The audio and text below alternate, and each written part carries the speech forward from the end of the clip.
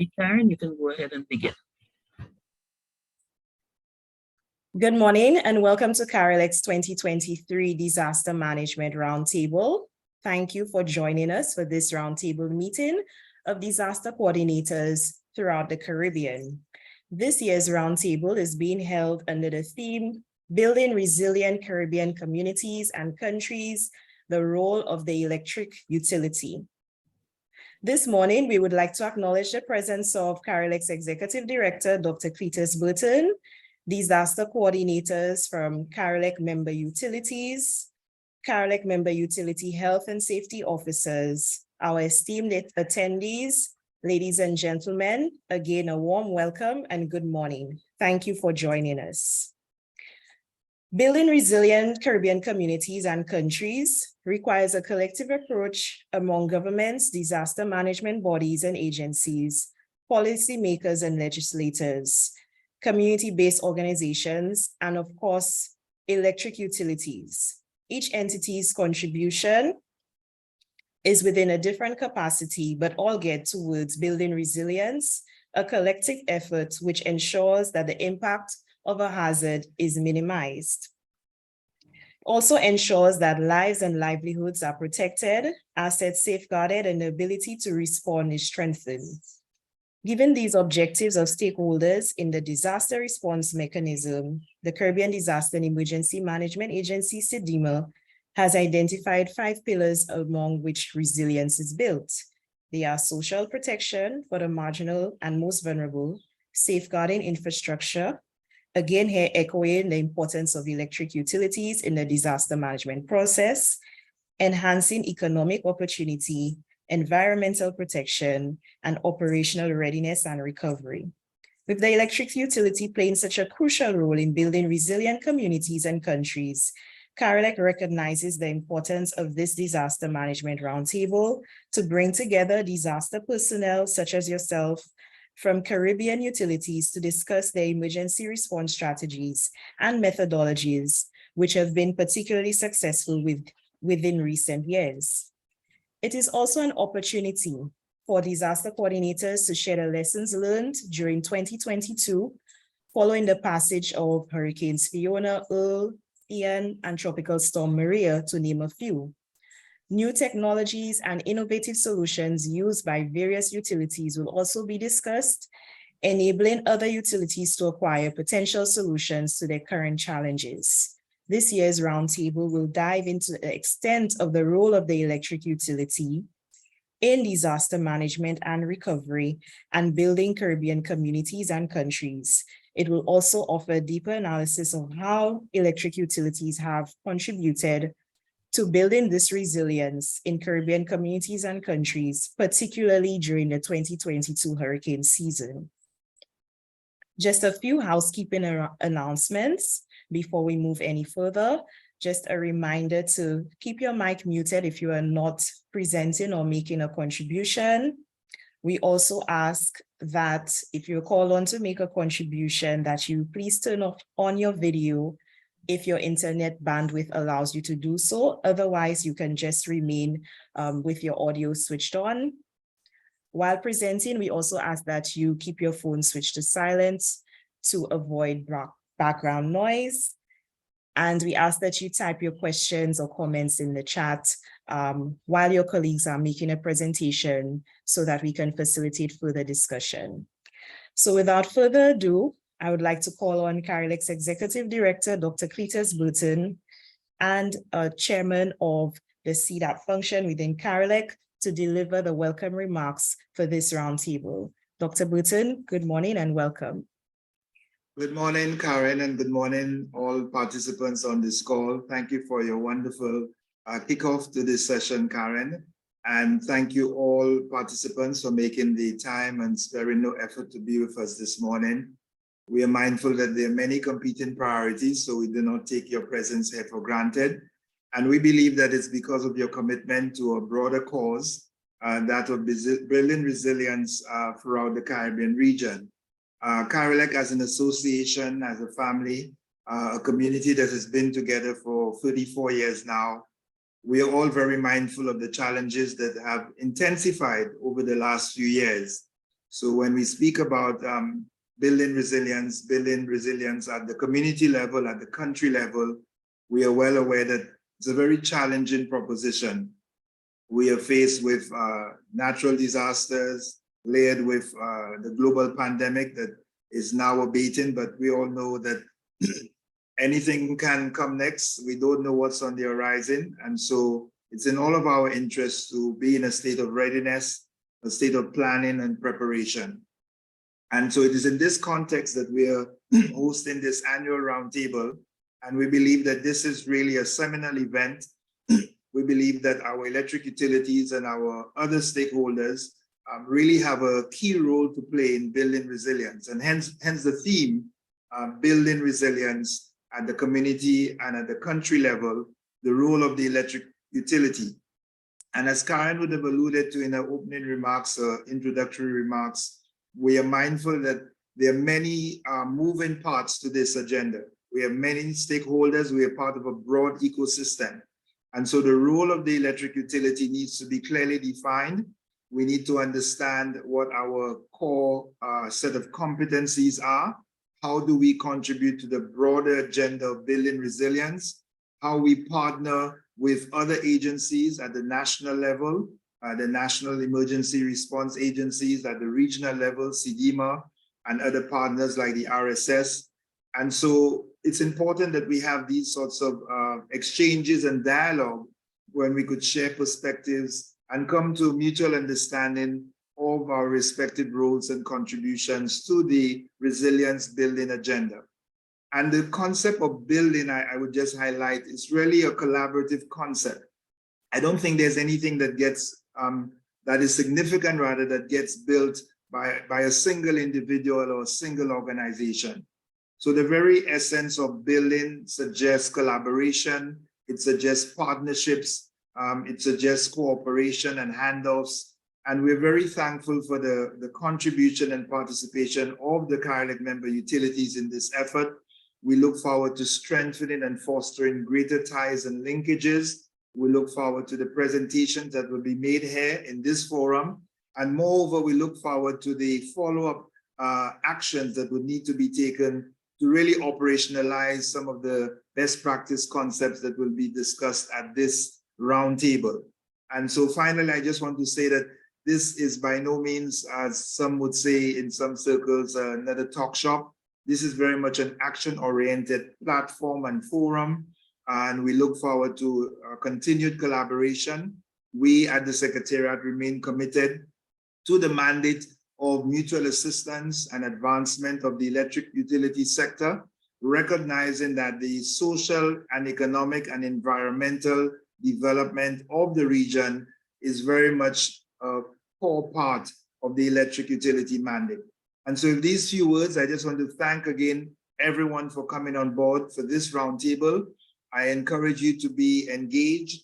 We know that the virtual setting is very accommodating and flexible, but it's also fraught with potential for many distractions based on the settings that we are in our respective domains.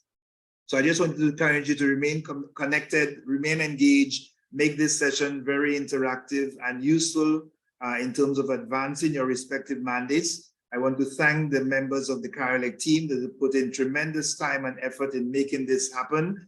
First and foremost, Karen Piper, our Assistant Manager for Communications and Disaster Management. If we were in a physical setting, I would say a round of applause now for Karen.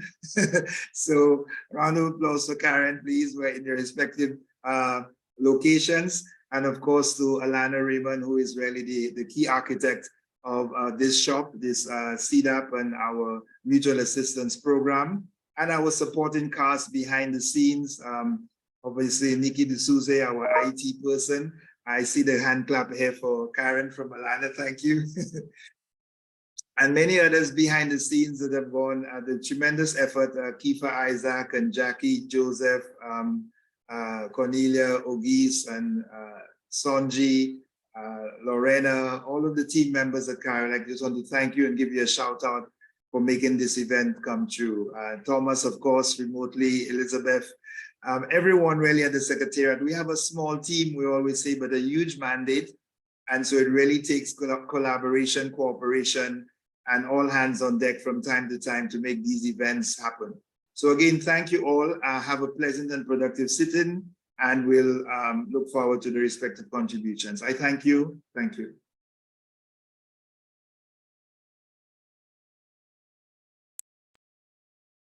Thank you. Thank you very much, Dr. Burton, and thank you for the commendation. And just want to echo also thank you to the team for making this roundtable possible, and thank you for your commitment. So at this time, I would like to call on our Marketing and Member Services Manager, Alana Raymond, just to give you a few words on our upcoming event, which is the Coaching and Leadership Symposium happening on May 31st, 2023. So Alana, I welcome you to the main stage. Thank you, Karen. Good morning, members. Good morning, CDAP coordinators, communicators. I also see we have a few CARILEC board directors and CEOs as well joining us. Good morning and welcome. So we'd like to just plug in a promo here for our upcoming Coaching and Leadership Symposium happening at the end of May, May 31st, directly after our CEOs and Leadership Conference happening in Punta Cana. So CARILEC has added another learning support tool to its suite for its members, which will focus on performance, leadership, and life coaching when necessary, integrating a coaching approach to its menu of services, giving CARILEC another opportunity to really support our utility employees in optimizing their talents and strengths to improve personal, professional, and of course, organizational performance. Over the last 4 months in 2022, from August to December, we conducted a pilot with the coaching program, and we engaged a few utilities so that we could fine-tune the program. And out of that, we're happy to host our first Coaching and Leadership Symposium. So the official launch of that symposium on May 31st. And of course, this is a completely free event. So we encourage you to sign up at any level of employment within your utility, whether you want to improve your professional career, your personal life, your family life, whether you're looking for balance, this event is for you. We have some excellent coaches from around the world, from Canada, from the US. We have a military coach who coaches soldiers. So this is really a dynamic event that we're bringing not just to our member utilities, but persons from around the region. So if you know anyone who is in need of coaching and leadership skills, please share the link with them so that they can register for this event. And on screen, you will see some of the topics that we'll be focusing on in terms of the science of coaching, the paradigm of coaching, positive psychology and coaching, social and emotional intelligence and coaching, and the human performance and coaching. And then Ms. Primus, I'm not sure if she's on with us today, but Ms. Lorena Primus, who is our Learning and Development Manager, is spearheading this event as a coach herself, and Dr. Burton as well as a coach will be supporting this event. And this will be the first of many events that we will bring to you. So we encourage you to register in large numbers, share with your colleagues, share with your friends, share with your family, and join us on May 31st for this event. Karen? Thank you very much, Alana. Thank you for just speaking on and encouraging our members to attend the upcoming Coaching and Leadership Symposium. We look forward to hosting you. And at this time, we move on to our first presentation for this roundtable event. And this presentation will be delivered by Mrs. Mervet Rodriguez Henriquez. She's the manager for emergency preparedness with LUMA. As we all would have known, last year, the Caribbean and Florida as well, certain parts of the Caribbean dealt with the aftermath and the passage of Hurricane Fiona, which eventually developed into a Category 4 hurricane. And as we know, there was a lot of damage that was done to various parts of Florida, as well as various islands within the Caribbean as well. So we invite Mrs. Henriquez from LUMA to deliver a presentation on how they were able to rebuild and restore following the passage of Hurricane Fiona, and also for an insight into their emergency preparedness operations and processes. So welcome, Mrs. Henriquez, and we look forward to your presentation. The stage is yours now. Good morning, everyone. Thanks for having me today. It's a great pleasure to be here and be part of this. I will show you a little bit of what we are doing. I come from PREPA, our old company. I worked there for 25 years and been with LUMA since day one. It's a big change. We actually are getting prepared for emergency. And I say this because while I was at the other company, we didn't do this. We didn't prepare. We reacted to an emergency. Of course, we thought that living in the Caribbean and used to so many disasters, we will always be ready. But that didn't happen in Maria. So taking actions from Maria and with the new company here, we have pre-stage. We are having contracts in place. We have materials. And if you ask me, the most important thing we're doing now is training our employees. We develop an ERP, and it aligns with the principles of the names and the incident command system. This is something very new for all our employees. We had heard about an incident command system, but we did not train or have our people go through the process. So when Fiona hit Puerto Rico, we implemented the ICS command system in all our regions, all our ROCs. ROC stands for Regional Operation Command Centers. We activated the whole island, and we started the process of an incident commander. After that, and in our after action after Fiona, we noticed and we learned that everyone should be trained in the ICS. So at the beginning, when we started with LUMA, we only started training our people in our management positions. And we learned after Fiona that everyone should know what an incident command system is. And we are doing that with all our employees. We are training our field workers, our line workers, shop, fleet, everybody has to know what it's an incident command system. And it's been a challenge. I've been all over the island for the last 3 months, training everyone on the incident command system. So we will be more prepared for our next hurricane season. Can you pass? So this is an advanced planning, training, and exercise. We are having exercise with all our other agencies, collaborating with government and other officials from federal, FEMA. DOE is the Department of Energy, was here, invited to our trainings.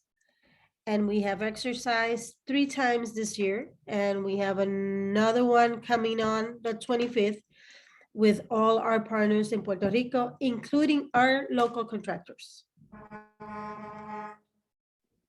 Next slide, please.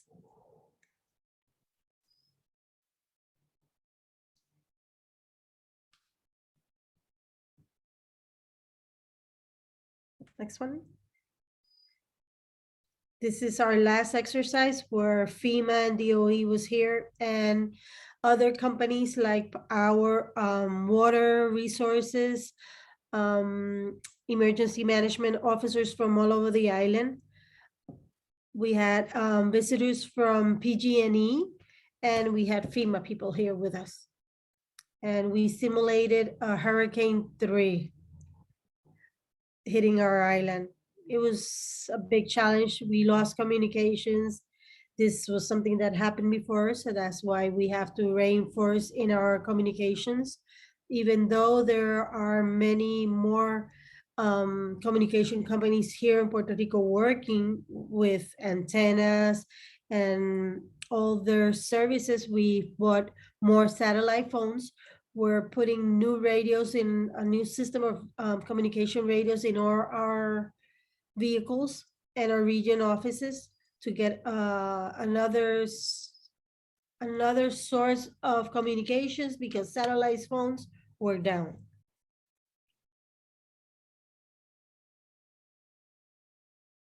This is our Luma ICS structure. It has all the departments that we should have in our EOC. We call our EOC Luma EOC. So instead of an EOC is a LEOC called, and this is, we integrated some new departments here that we didn't have last year.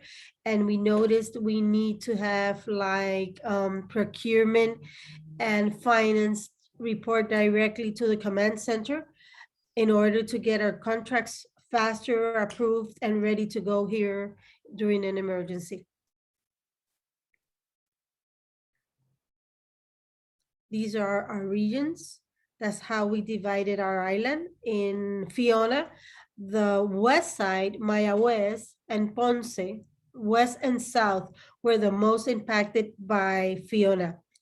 Funny to us because we always get hit on the east side, and we had to plan. We always plan on the east side because that's where George, Hortense, Jean, all our hurricanes have hit us and impacted the most on the north side. For Fiona, we had 26 inches of rain on the west side. So we moved all our resources from the east and the north to the south and the west. That's how we managed this emergency. This is a command center. A mobile command center. We used this for the first time in Fiona. It was finished like 2 weeks before, and we thought we would not be using it for another 5 or 6 years, and we used it in Fiona. Mutual aid. Mutual aid assistance is an essential part of the electric powered industry service restoration process and contingency planning on the island of Puerto Rico. As you know, we are part of the APPA through PREPA. We are part of CARILEC and EEI. At this time, when Fiona hit, we did not activate our mutual aid. We only had support from one of our contractors, Service Electric in Puerto Rico. We had some other employees here, and we moved some other ones. We had around 100 resources coming from Florida to help us in the restoration of Fiona. Here are the guys when they came in, the trucks we had ready. We have 1,200 vehicles DOT approved in the island at this moment, something that was a big change for us because our vehicles were not ready in the past. And now we're working really hard on this and training our guys on how to use these vehicles correctly. A lot of safety trainings for this. Trainings as part of our emergency preparedness plans. We train more than 71. Today I can say it's 75. We're actually having a team taking training right next door to me with 50 more people training for the ICS 100 and 200 courses. This is our status on how many employees we have at Luma at this moment, 3,691. We have already trained in ICS 100 and 200, 2,576. And I think there's more today.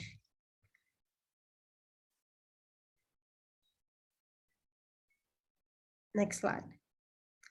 Our emergency operations readiness, our fleet, like I said before, 1,152 vehicles DOT certified. Our warehouses have materials for emergency response of 167 million today. When Maria hit, we didn't have materials in our warehouse. That was our biggest challenge on restoring power back at Maria. Today we have 167 millions and we have many more coming up. But today that's what we have, and that is material for restoring the service, the electrical service. We have poles, we have transformers, we have cables, we have all these things. That is a big challenge to get them over to Puerto Rico, as you know, but we are more ready than we were before. And helicopters, we have 5 units and we have 6 pilots certified with all the FAA approvals. Our readiness and response things, we have logistics, so we have hotel beds, we have meals, we have transportation, staging sites, and our rocks being trained all around the island. And after action from Hurricane Fiona, we did this, and that's when we came up with the idea of training everyone on the ICS systems. These are some upcoming activities we have. We have been working with 24 emergency contracts for materials and contracts with more hotels for lodging, and more materials are on their way. We have a supplier summit on May 2nd with all these contractors and suppliers around the mainland that are going to be here in Puerto Rico. And we're going to try to have more materials and teach them on how the logistics to get materials ready in the island. Back in Maria, we didn't have this, so we're having a summit. We have another exercise on level 1 activation, exercises in our rocks, and acquisition of new radio system for our vehicles and rocks. And that will be all for me. Any questions?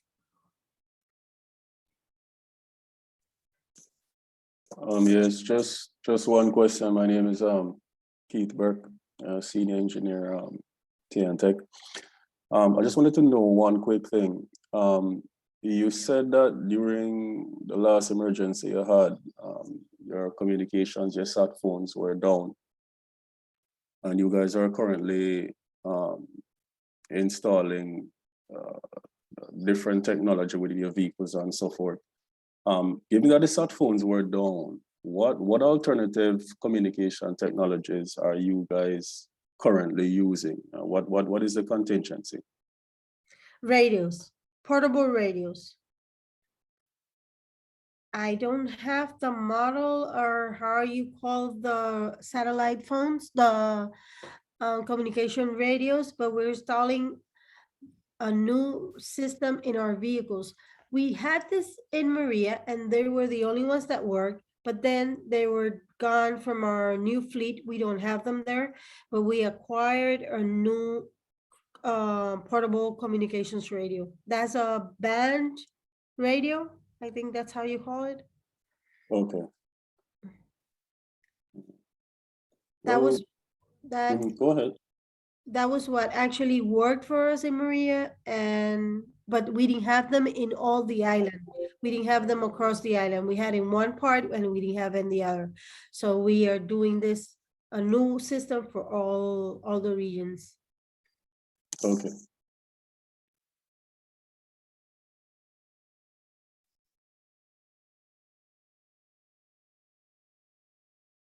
We have any other questions for Movet? Yes. Hi, good morning. Fazad Nobi, also from TNTech. I have a question. Very good presentation. It was very informative. In fact, in Trinidad, we are looking at some of the things that you would have mentioned, including the ICS. My question is this, in terms of the stock level for disaster, what is the process you all use to determine the optimal level of stock that you need to acquire in the event of an emergency? Okay, we work together with engineering department and transmission and distribution. They supply us a list of what was good to have in case of an emergency due to the challenges of transformers, There is a shortage of transformer. I know you must know about this. We acquired some last year. We sent some to be built, and we went through an RFP because everything has to go through an RFP due to our contract stipulation. And that's why we're having a supplier summit to see what else is available around the island, to around the mainland, to see how we can acquire more. Okay, but in terms of, I'll use a simple example like pools. I'm just using a figure. Let's say you have a 10,000 of a particular type of pool. Is it that you would have just assigned a percentage, let's say 20% stock of that particular type of infrastructure? Or is it that you went through some sort of a risk assessment to determine the optimal quantity of stock? That is what I'm trying to ascertain. Yes, we have a different supplies available for emergency restoration. And that's how we came up with the number. They said what we will need based on what had happened in our last disaster. What was good to have in our warehouses. And we have a different suppliers for a regular day-to-day work. All right. Okay. So it's really based on the experience, the infrastructure percentage, infrastructure stocks required. It may not be in this meeting, but I don't know if it's possible. You could share the percentage of pools that were damaged, transformers that were damaged, etc. At some later point with TNTech. That would be great, because we are also trying to determine the optimal level. We have a number of contracts as well in place presently, trying to procure a lot of material, but we still are uncertain if it will be enough. So, you know, any support you could give us there will be appreciated. Thanks very much, and great presentation. I will do that. I will send you some information about that. And thank you.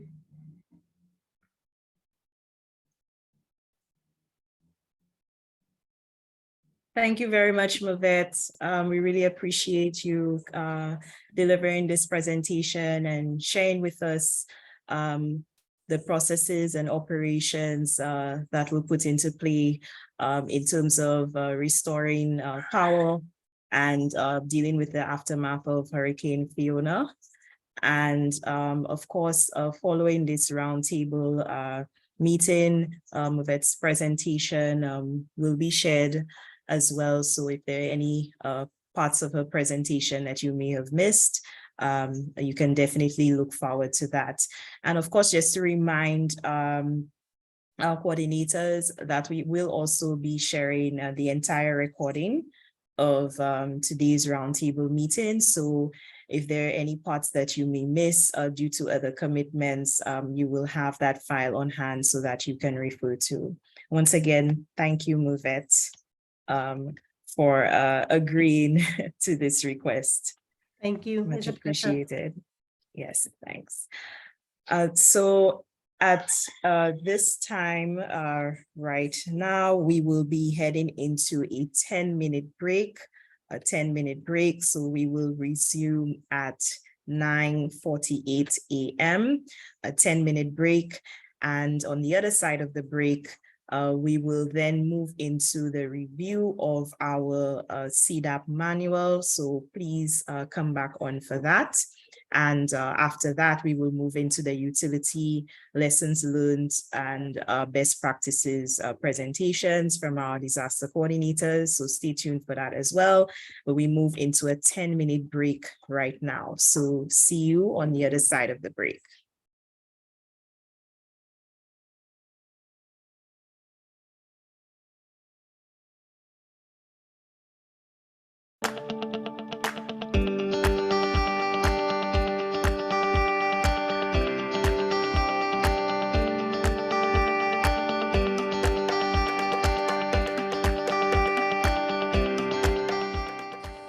Hi, my name Is Lisa Dublin. I am a certified health and life coach, and I want to encourage you to come with high expectation to the Coaching Leadership Symposium on the 30th of May.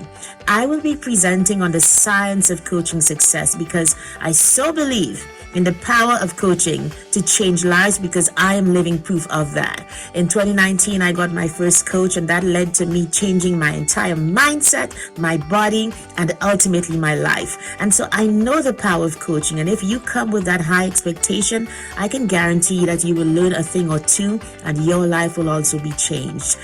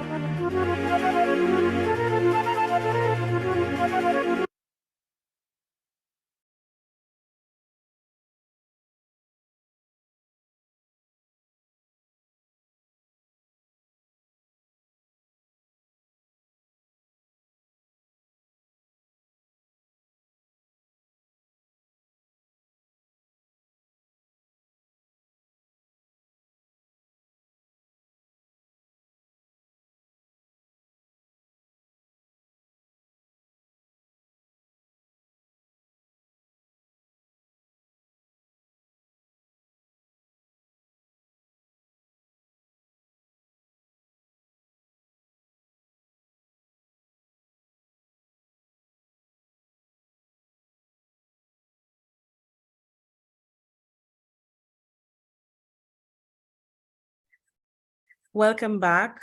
Welcome back to everyone.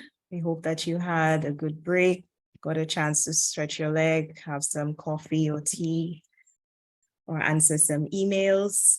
So at this point in our agenda, we move to the review of the CARILEC Disaster Response and Restoration Manual, commonly referred to as the CDAP Manual.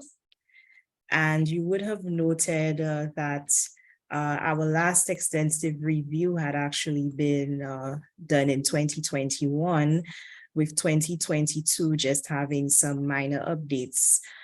So between last year and now, we've been working behind the scenes to really just revamp the manual and to update a lot of the information that had been in there to reflect current circumstances as well. You would recall that we had developed a deployment protocols document which spoke to protocols that we were advised to follow from CARFO during the peak of the COVID-19 pandemic. As we all know, within our various jurisdictions within the Caribbean and the wider world, the pandemic is still ongoing, but there have been many changes since then, with a lot of the protocols and restrictions now being relaxed, actually severely relaxed. So we've made some updates to that as well to reflect current circumstances. So without further ado, I will just share my screen so that I can go through the manual to show you the changes that have been made, and also to get your feedback as well on any areas that you would pick up on during the review that you think that we can improve, that you think we can make better. So please feel free to, at the end, inform me of such. And we will also be sharing the manual with you after today's proceedings, so that you can have a chance to review it more extensively and also give us your feedback. So just bear with me while I share my screen here, and I will rely on my colleagues to let me know if it's being shown properly. Karen, if you can probably just close off your side window. Okay. Export. Just where you have export PDF. Yeah. Yes. Right. Is that showing better? Yes, but we're not seeing the full screen, so I don't know if you would be able to go on. Okay. Just to have the full page show, or if that's fine with you, and just to make sure everybody can see it. Okay, it's not showing the full image. Yeah. Okay. I am not sure if I can make it any bigger, but I will try.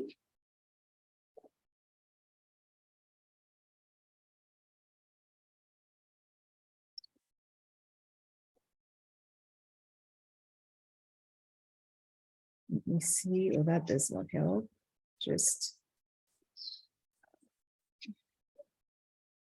let me see if I can make it a little bigger. Does that look any better? Yeah, I think this can work if you scroll. Okay. All right. Okay. So as you can see, we've also done an aesthetic update. We really wanted to change the look of the manual so that it could look more modern, sleek, visually appealing, and also in line with the current CARILEC branding. So you would notice the CARILEC orange colors, the dark blue as well. And of course, the CDAP logo that we introduced just a few years ago. And of course, an update of April 2023. So this information is more or less the same here, but just updated with our new branding. And we've also updated our forward as well to just include some more information on the membership, on how CDAP came into being. Some of the copy has been changed, but the essence of the forward is still the same as the previous manual. And also we've updated our overview as well, just to change the copy a bit, but again, context being the same. And here in particular, where it mentions the types of disasters commonly experienced in our region, we've updated as well to include some of the more recent disasters that have happened. So you would see the earthquake in Haiti a few years ago. We've included a lot of the hurricanes over the past few years that we've done deployment during, so Hurricane Dorian, Irma, Maria as well. So just to update the information to reflect more recent years, of course, the volcanic eruption in St. Vincent in 2021. And moving past the contents, again, background and CARILEC membership remaining more or less the same, but just giving, adding a few more visuals to the manual just to make it more appealing. And here in particular, we wanted to display, well, to present a spatial representation of the CDAP membership. This will be changed to a landscape format, but as you can see, we have Belize, we have Bell, but this will show as one image. We're still working on this update, and it's just to show the CDAP membership representation throughout the Caribbean through a visual format, spatial, I should say. So this will be presented as one image as well. And here, we wanted to give some context as well to the environment within the region and why this CDAP program is so important, not just to the electric utilities, but to the countries that the utilities reside in as well. And so this part speaks to the history of the Caribbean in terms of disasters that have hit and the impacts of those disasters as well, to provide some context for why CDAP is so important.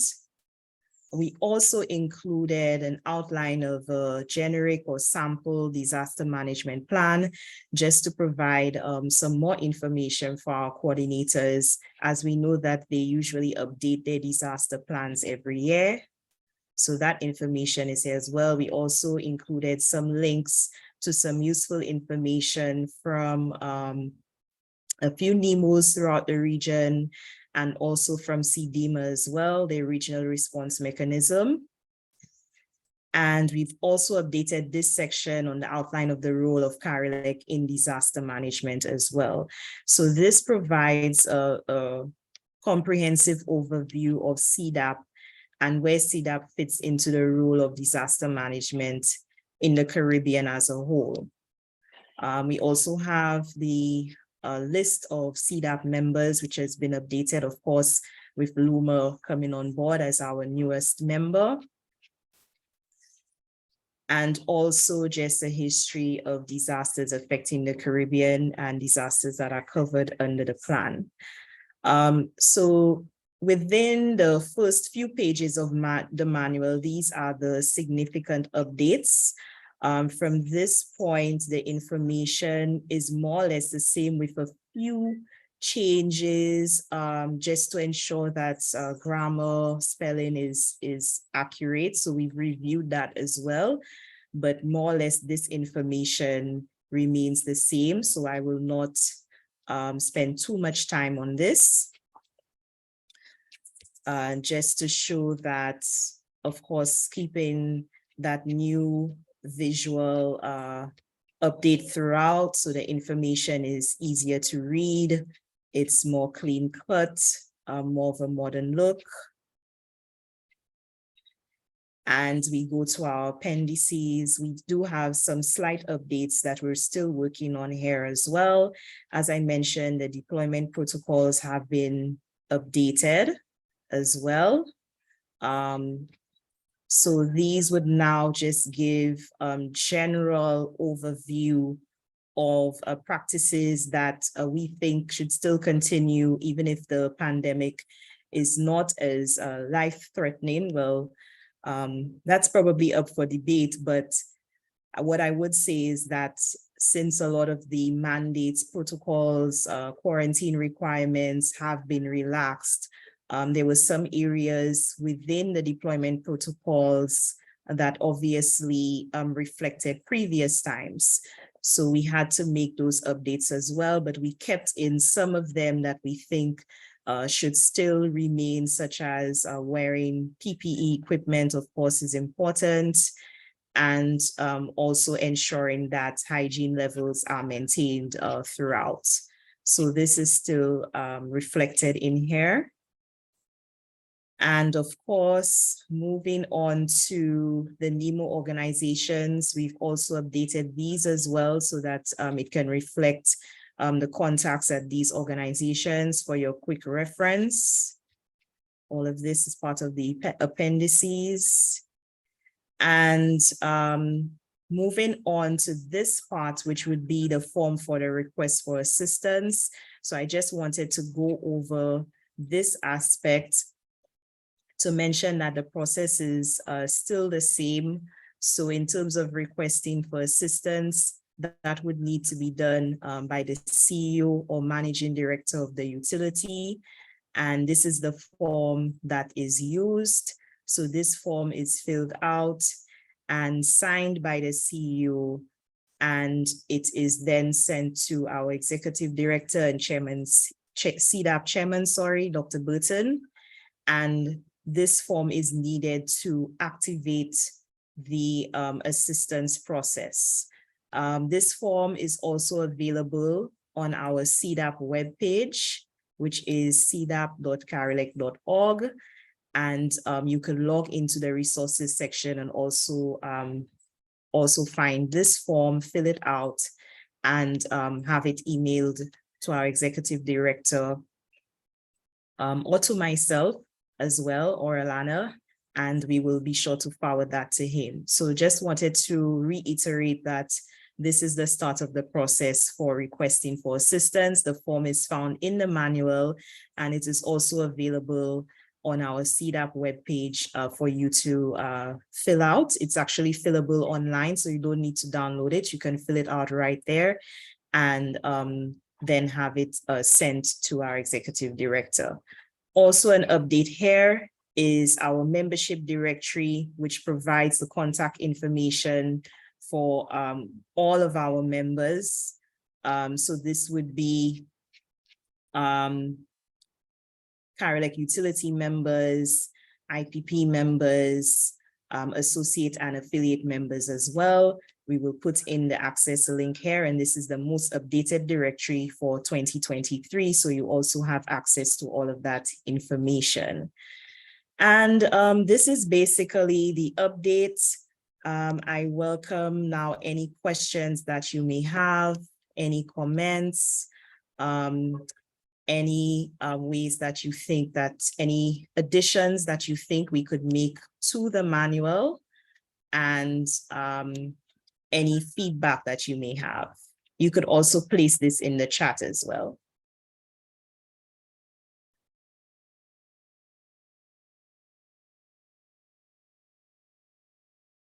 Or you could just unmute your mic. And if you have any comments or updates, please let me know.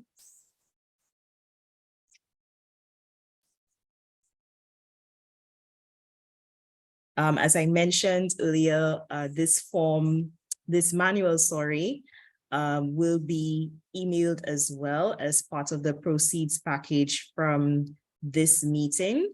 So you will also have a chance to review it then, and you could always inform us at that point if you have any updates, any queries, or any of your general feedback of how we can continue to improve and make it even better.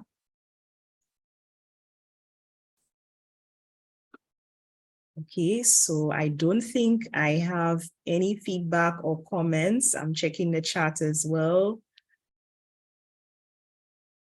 So if there is no feedback or comments on the manual, we will move on to the next agenda item.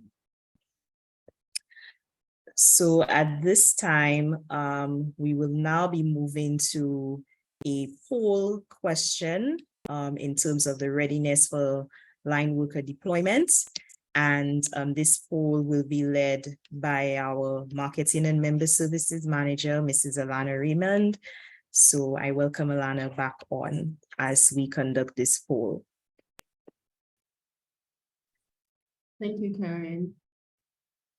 So I'll go ahead and share the poll with you and you can respond. We have a total of 4 questions and we really just want to understand or get a view in terms of your readiness for deployment for the upcoming hurricane season specifically.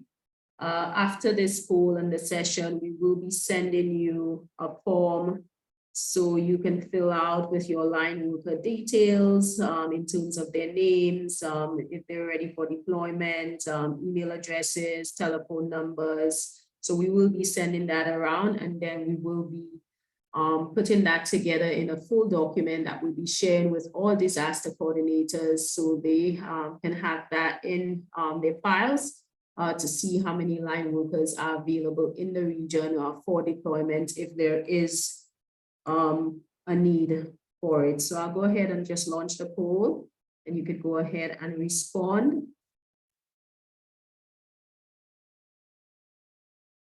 So the poll is currently on screen and some of the questions we have here is just really, are your line workers ready for deployment? We recently held our line workers rodeo and symposium training to prepare our line workers for the season and of course to assist in their individual countries. Last year, we also undertook a huge project in terms of the line workers core program, where we trained up to 9 countries, 9 members, contractors and utility line crews to really help them to fine-tune their line worker skills.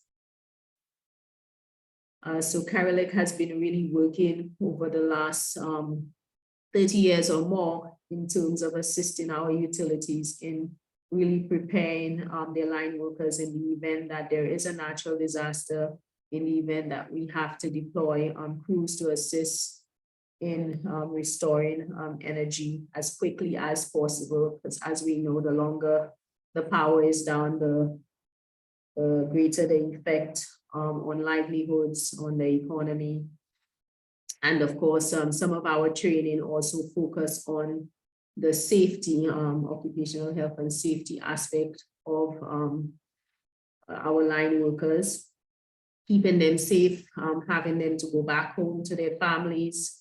I know we have quite a few persons on here from our offshore HSE grouping that are very active in the WhatsApp group. And recently we'll be hosting the OSH symposium later in the year, where a lot of safety measures would be discussed, from boots and hats, etc. So I can see here we have 8 responses, 9 responses indicating that they're ready for deployment. So we'll just give you a few more minutes just to respond.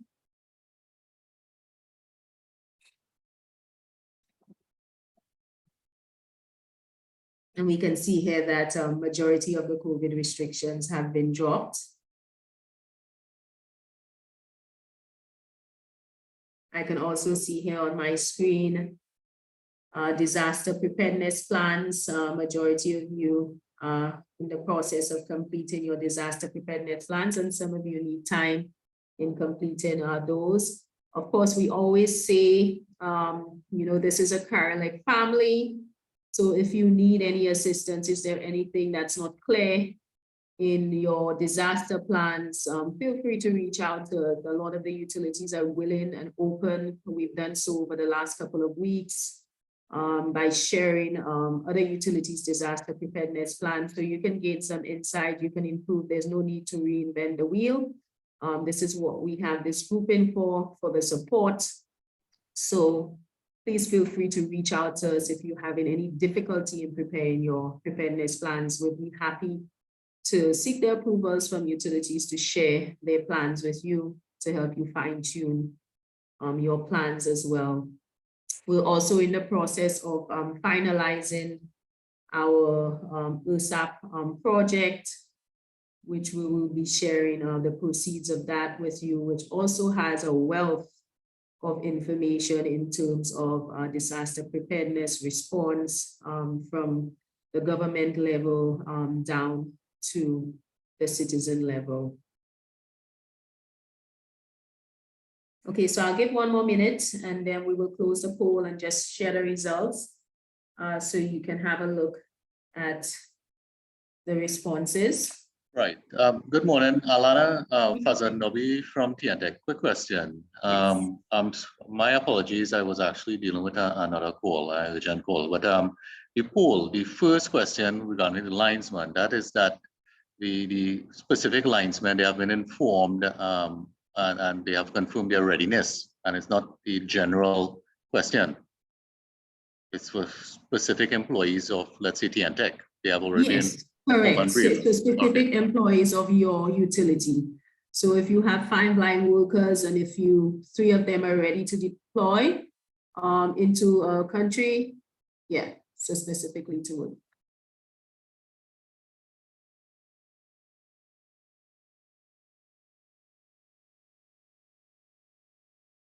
All right, so I'll go ahead and end the poll and share the results so you can have that on screen.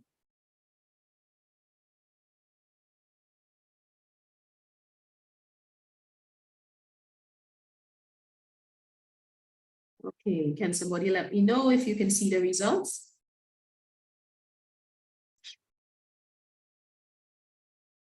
So on screen here, we're saying that we have, I would say, 11 utilities who are indicating that their line crews are ready for deployment in the event of a disaster. We have 1 utility who is saying they're not ready.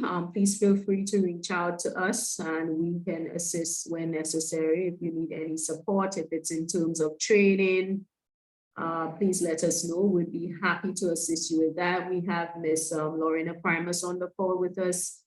So Ms. Primus, if you want to jump in and add anything more now or after the polling. The second question, do you still have COVID restrictions?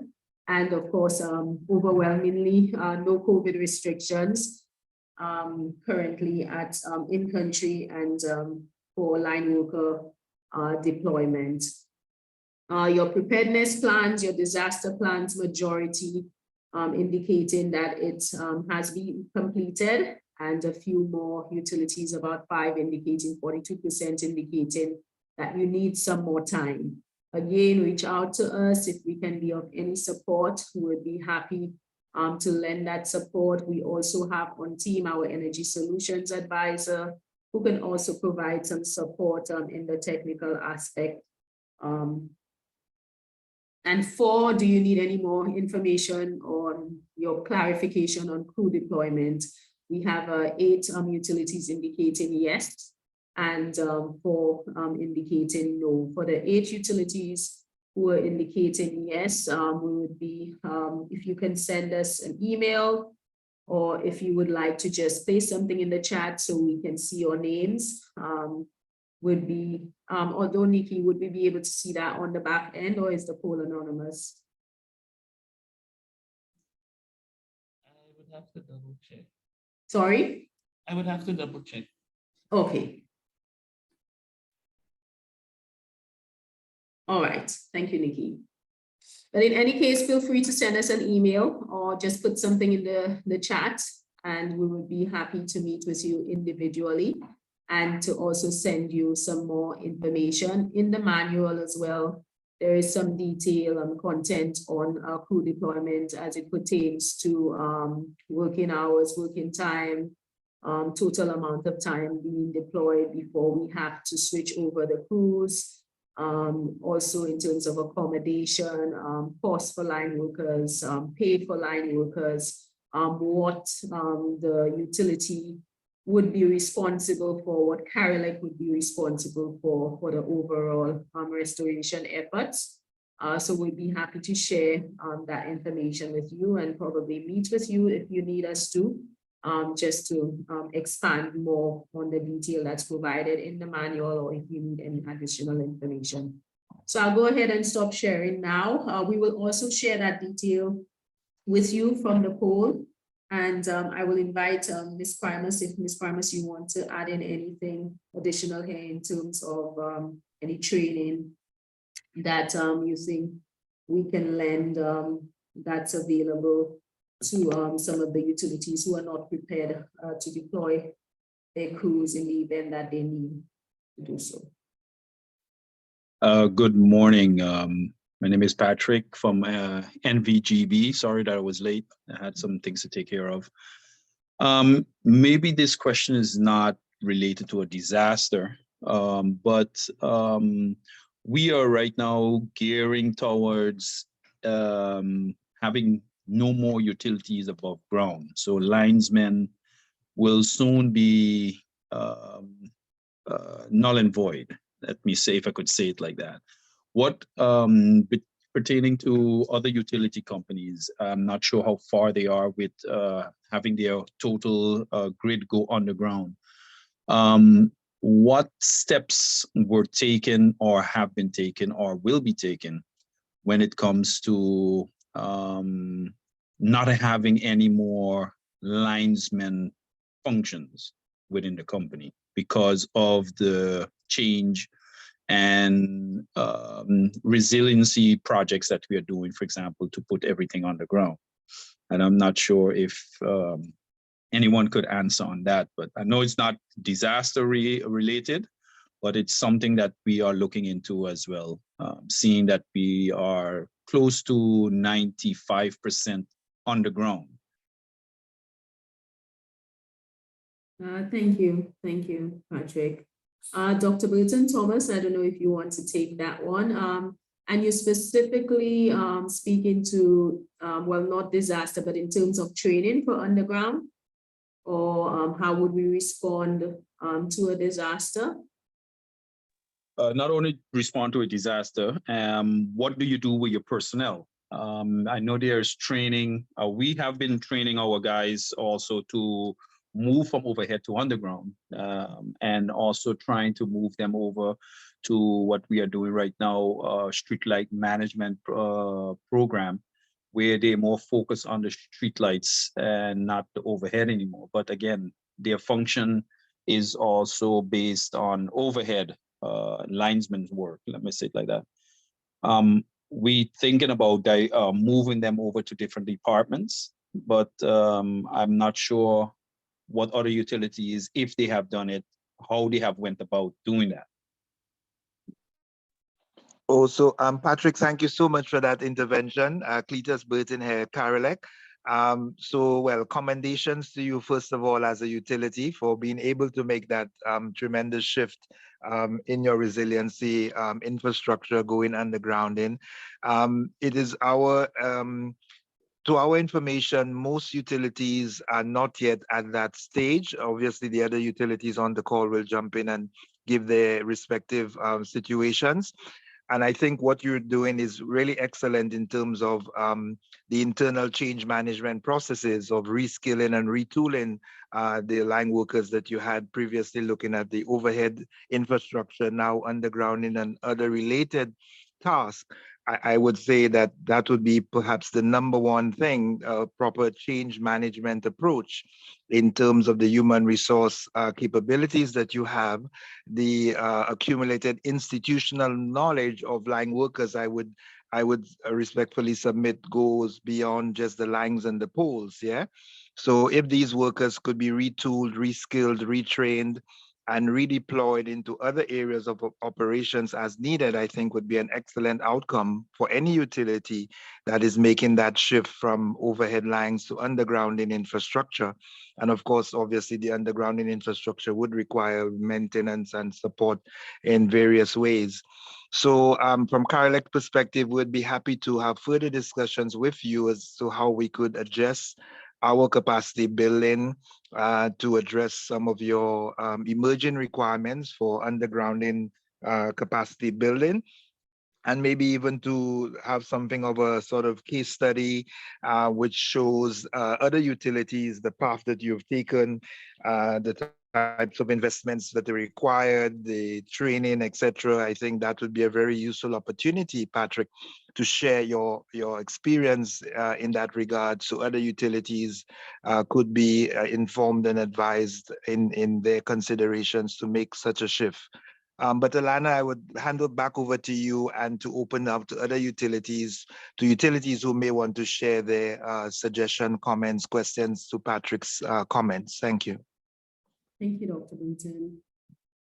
So the stage is open. If we have anyone on board who have dealt with underground and moving employees from one department, please unmute your mic and make a contribution.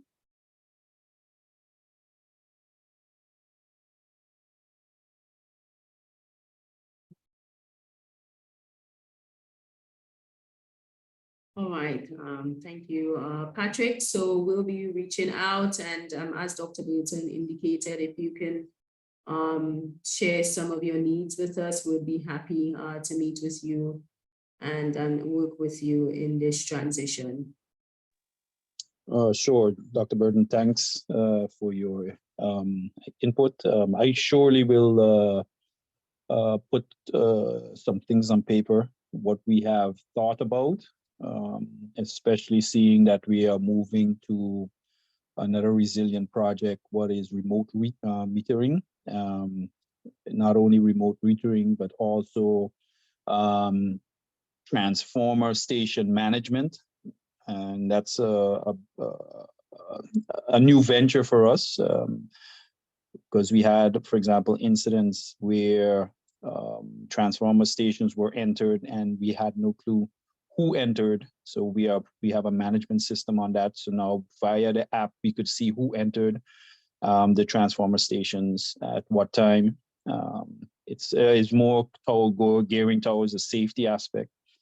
Moving over to remote metering, water and electrical. We of course need persons for that. So we are looking into that as well. And we are also gearing in the direction of streetlight management, where the whole management system of the streetlights, where we could monitor what is on, what is off, what is error, what has an error, how we could guide, for example, specific traffic in certain directions based on the lighting being on and off. And to top it off, we are also working together with the local police, local authorities, with streetlight cameras on the streetlight poles, what we call community safety streetlights. And of course, again, all of these resiliency type projects require filling of positions, and we are looking into that as well. To date, we have, I think, about 80 streetlights working. Visual, especially now that it's carnival season in St. Martin, we are working very hard with the local authorities to make sure that these cameras can see and assist them with any aid when it comes to crime prevention. The goal is to have 200 cameras ready in the next 2 years. And then from there, we will see if any additional cameras will be needed. Thank you so much, Patrick, and thank you for opening our discussion segment where each utility would come on to give an update. Karen has shared some just brief notes in terms of the direction of the update. And Patrick, I'll just open up the floor to you again to just add in any additional updates in terms of your preparedness for the upcoming hurricane season. And just if you'd like to share anything additional that you haven't shared in the last few minutes. As to the preparedness, yes, every year we do, of course, prepare ourselves early. We are basically, as every year, making sure that all material that is needed for this disaster period, that we have that in stock. We have started with the orders since last year because we know of the long lead times. Several items have arrived. We don't need much, seeing that the last 2 years we didn't have anything. But we do prepare ourselves as of the opening of the hurricane season. Yes, we are prepared. Our documentation is prepared. Of course, I guess nobody has a 100% sealed and deal document, but we could say that we are close to that. Okay. Thank you so much for your contribution, Patrick. And Patrick is coming out of St. Martin, NVGB. Okay, so we'll open up the floor for another utility to come on and just give a brief update. It does not have to be official in terms of any slides, 5 to 10 minutes, if you can just share with us where your team is at in terms of your preparedness, planning, your training needs, if there are any, and anything you would like to share with us, if there are any questions that you may have to throw out to the other member utilities, if you would like any clarification on anything else that Patrick just updated us on, please come in and just unmute your mic and make your contribution.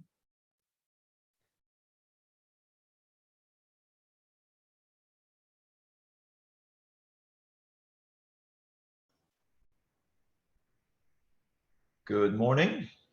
Good morning, Roger. Good morning. This is Roger Beckles. I'm Senior Engineering Manager for Operations T&D at Barbados Light and Power. Welcome. And I can give a brief update on where we are with our hurricane and resilience plans for this year. So last year would have been at the forum and would have mentioned that we would have been commissioning 33 megawatt medium speed diesels in the north of the island. So those units are now in service in the north of the island from May of 2022. And we currently therefore now have 3 power stations on the island. Trent's in the north, which is a total of 48 megawatts.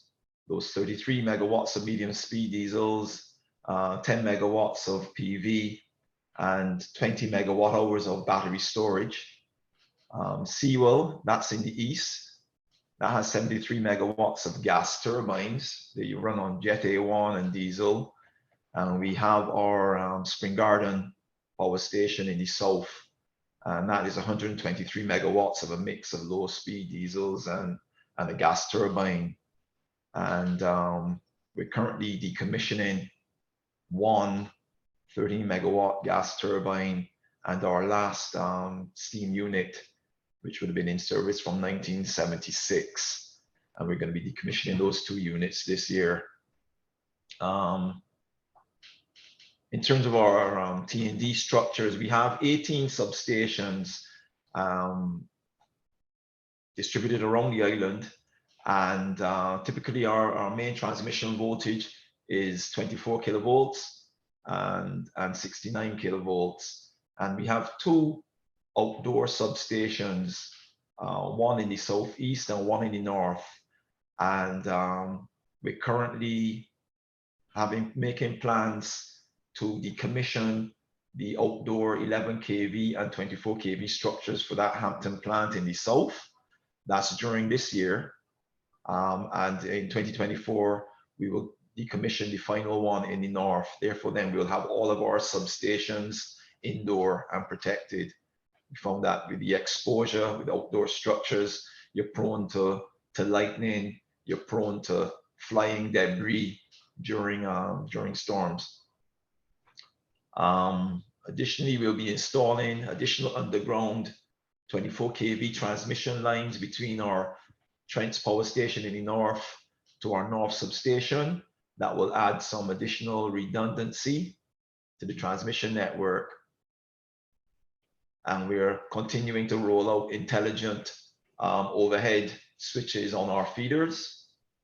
We found that by segmenting the feeders with these intelligent switches, we're able to have a positive impact on our KD index. What we're going to be trying to do now is improve the communication speed for those between the SCADA and those switches. We're currently using our AMI mesh network for communication to these switches, but we found that during outages, there tends to be a lot of chatter on that network, and therefore this slow communication to send commands to those various switches. So we're trying to improve that by providing them with a dedicated communication network. We're also deploying more trip savers, which is remote voltage sensing on our various feeders, as well as line fault indicators for when we're doing surveys of our lines. When there's a fault, it will allow the line crews to be able to quickly identify where the fault is based on those fault indicators. We're also going to be looking this year at special protection to allow the island to be segmented in the event there is a major transmission fault. Since we have power stations in the north, east, and south, then it's ideal if there is a major transmission fault to be able to segment the island into 3 and then resynchronize and minimize the impact of blackouts and brownouts on the island. We're continuing to expand our fiber optic capacity with redundancy between the power stations, the substations, and SCADA. We're also experimenting with air to fiber, where you're using radio transmission and convert to fiber where you can to improve, again, redundancy and the network communication. We're also looking at purchasing a mobile 20 MVA mobile transformer in the event that we have issues at a substation, that will be able to reestablish power there. And we'll want to follow that up with a mobile substation after that. And in terms of, we're constantly reviewing our critical spares. We start our hurricane preparation at the beginning of every year with the tree trimming, with our tree trimming program. And we've already established our checklists, and the various departments are completing those before May 1st. And we're constantly reviewing our critical spares lists. I mean, we're currently challenged with supply chain issues as well too. And we found that you're pretty much going to be ordering certain items 2 years in advance, which does have a negative impact on inventory, but it's a requirement. And one last thing I'm seeing here now is right, we're currently experiencing a shortage. We would have heard earlier of transformers. There's long lead times on cable, And our AMI meters, we use Landis and Gear AMI meters, and because we're a small island, we tend to get our orders tend to get pushed back. So we have a challenge with getting new meters. But one learning thing from establishing the AMI network, what we would have done, we would have in the beginning of AMI in 2016, we would have started with a alpha phase where we would have established a few meters and run some tests to see how they worked on the network. And then we would have went to a beta phase where we installed 9,000 meters, and that was in 2016. Now, what we found, and this is a learning thing, is that now in 2023, we can no longer do firmware updates to those meters. So we've been told by the supplier, you guys, you're gonna have to change out those meters. So here it is. We've got 9,000 plus meters that we have to change out, where we've been accustomed to the older type meters where you could get 15 plus years from a meter, and now you have to change meters because of the technology, because of the electronics, because of the software. There's an earlier requirement now to have to phase out these meters. So take that into consideration when you're looking at the AMI deployment. We would have originally thought of, yes, there's all the pluses of AMI and the technology and the smart features, but in terms of having to replace meters prematurely or within 7 years, etc., that was not considered. So that's a plus. So there you go. Could I ask one question? How I missed part of the introduction. The part where you collect the data, how do you collect the data from these AMI meters? Is it wireless? Is it via fiber? Right, so it's wireless, wireless mesh network. So the meters actually hop from one another and come back to routers that eventually send information to collectors, which we have established at our various substations, and then fiber back to our SCADA and back to our company, the main company, corporate. Okay, because right now what we do is we use power line communication, where the meters send their frequency over the power line, our underground cabling, back to the transformer station. And at the transformer station, we have a data concentrator. So collects all the information from every electrical meter and water meter via this via the underground cabling, and then via, right now we have a fiber connection from that data collector back to our office. We have the option also to go wireless via SMS, just in case the fiber goes down. But this is just a pilot project with right now, if I'm not mistaken, close to 800 meters that we are testing. Right. The company that we are in agreement with for the electrical meters, the meters were built to our design and our request. And it is also basically a computer. So as you have the issue, what I heard with update of firmware, this one is just a computer on its own. So any firmware, any updates can be sent via the connection that the supplier has via our fiber backbone back to the concentrators and the meters. Right. So we don't have So we don't have an issue for the more recent meters. We don't have an issue broadcasting firmware. So we do that remotely. The challenge is the older meters, the ones that were deployed in the early days, they can no longer take the updates because of the software that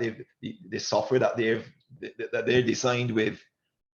So it's really based on the age of the meter and the age of the components in those meters. So you will probably get that issue eventually as well too, because firmware is always being constantly upgraded with security updates, etc. And over years, just like a laptop, after a certain time, you can no longer get a Windows update. And essentially that is what's happened to those meters. They're Yeah, too old. we haven't reached that far as Right. yet. Most probably, as you Right. said, it could be an issue in the future. Yes. What we did notice that we had some issues with is depletion of the battery life. And we found out that it was merely the amount of data that is being transmitted to the electrical meters, because the water meter is wirelessly communicating with the electrical meter. Because we are not going to have any wired water components meters to the water meter, because there's too much risk in tampering. And so that is the issue to date that we are having with the water meters, but we have now reset that to only doing it twice a day instead of the every 15 minutes. That was factory set. So, gotcha. But it's again, we had it's our a hiccups. pilot, so you're learning. Yes. We had our hiccups. Yeah, sometimes a little costly hiccups, but it's I guess it's good for the future and also beneficial financially also in the long run. So we are deploying it more and more. We are blowing more and more fiber, because from again 2001 we have been installing fiber conduits in the ground anywhere we trenched. And now we are making use of these fiber conduits to be able to communicate with all the transformer stations. So that's good. It's a plus, we must say. So now you hit something on the head. So our government, Barbados is heavily dependent on tourism, and they would have wanted to establish two big projects on the West Coast and South Coast, which is heavily utilized by hotels, whereby they wanted to put everything underground. So we currently have overhead supplying these various hotels and along the main road at least. And the government asked us to give them a quote for putting everything underground. And when they saw the cost, they said, "Oh my goodness, it is so costly." Like we all know how much cost underground is compared to overhead. You're talking a 15, 20 times factor. They withdrew their support for it, because someone has to pay for it. I mean, it will look good. It's more resilient without the poles along the west and south coast, but the cost is the biggest deterrent. So what we did, they would have been doing some underground, some road works. We would have put conduits, similar to what you would be doing, putting conduits in there just in case. But in terms of the actual fruition of the project, that is definitely down the future.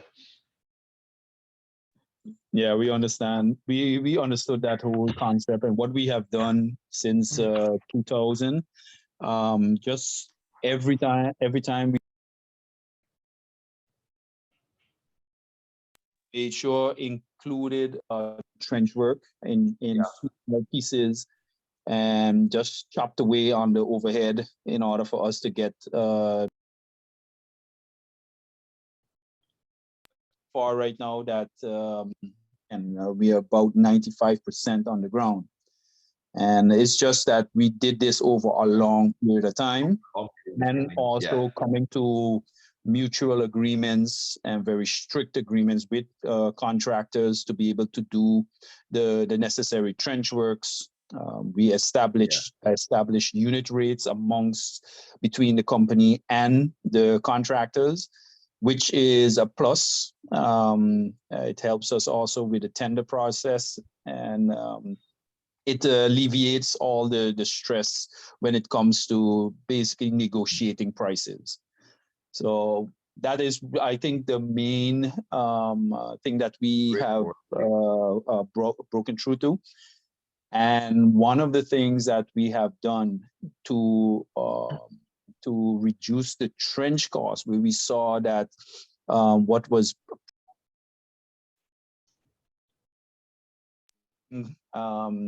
sand on our cables. Sand was one of the most expensive backfill material, but we needed it in order for our cables to be protected against any sharp objects and stuff like that. But what we did is we basically spoke to the what you call it, the yacht industry, where they do much dredging, and we just either got the sand for free, sifted it, or we purchased the sand at next to nothing, which reduced our trench cost by 23%. So that helped a lot as well, just investing in the sand and then reducing the total cost of the trench. Excellent. Thank you. Thank you so much, Patrick. Thank you, Roger. That was a very valuable discussion, I'm sure, for many of us. Any questions? I'll open the floor for any questions for Roger or any comments.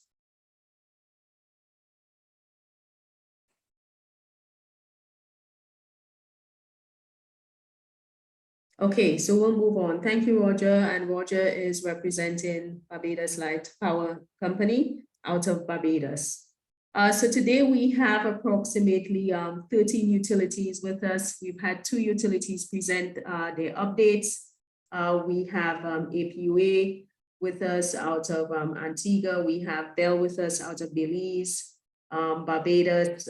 We also have Grand Bahama with us, Grenada, St. Martin, Nevis, St. Kitts, British Virgin Islands, Bermuda, Anguilla, and we also have Turks and Caicos with us. So I'll go ahead and welcome in alphabetical order APUA. If you could come on and give us a brief update.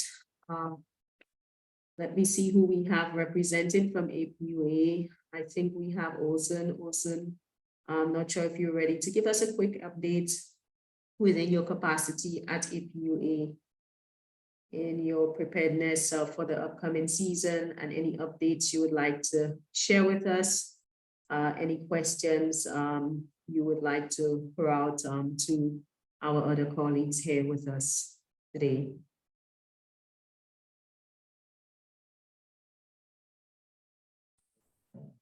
Okay, good morning, everybody. Olsen Joseph from Antigua. I am basically apologizing on behalf of Lyndon Francis, who is our disaster coordinator. He is traveling today on company business. And unfortunately, we were not able to meet prior to this meeting for him to update me as to what is happening at APUA. So we don't have an official update as such. I apologize. Thank you, Olsen. That is fine, but we'd be happy to receive a short update via email, and we can always share that with the group.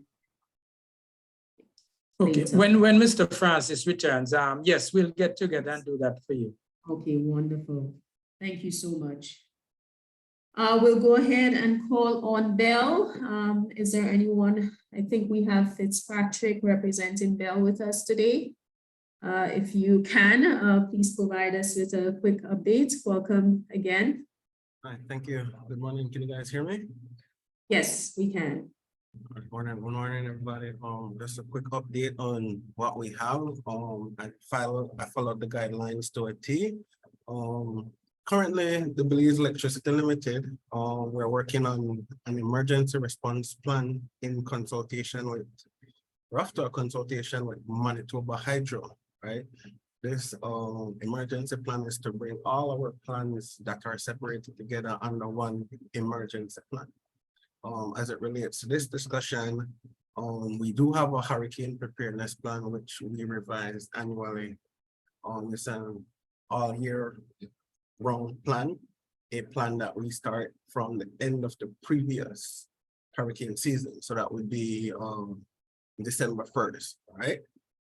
And so this is revised every year, yearly, from lessons learned from the previous hurricane season.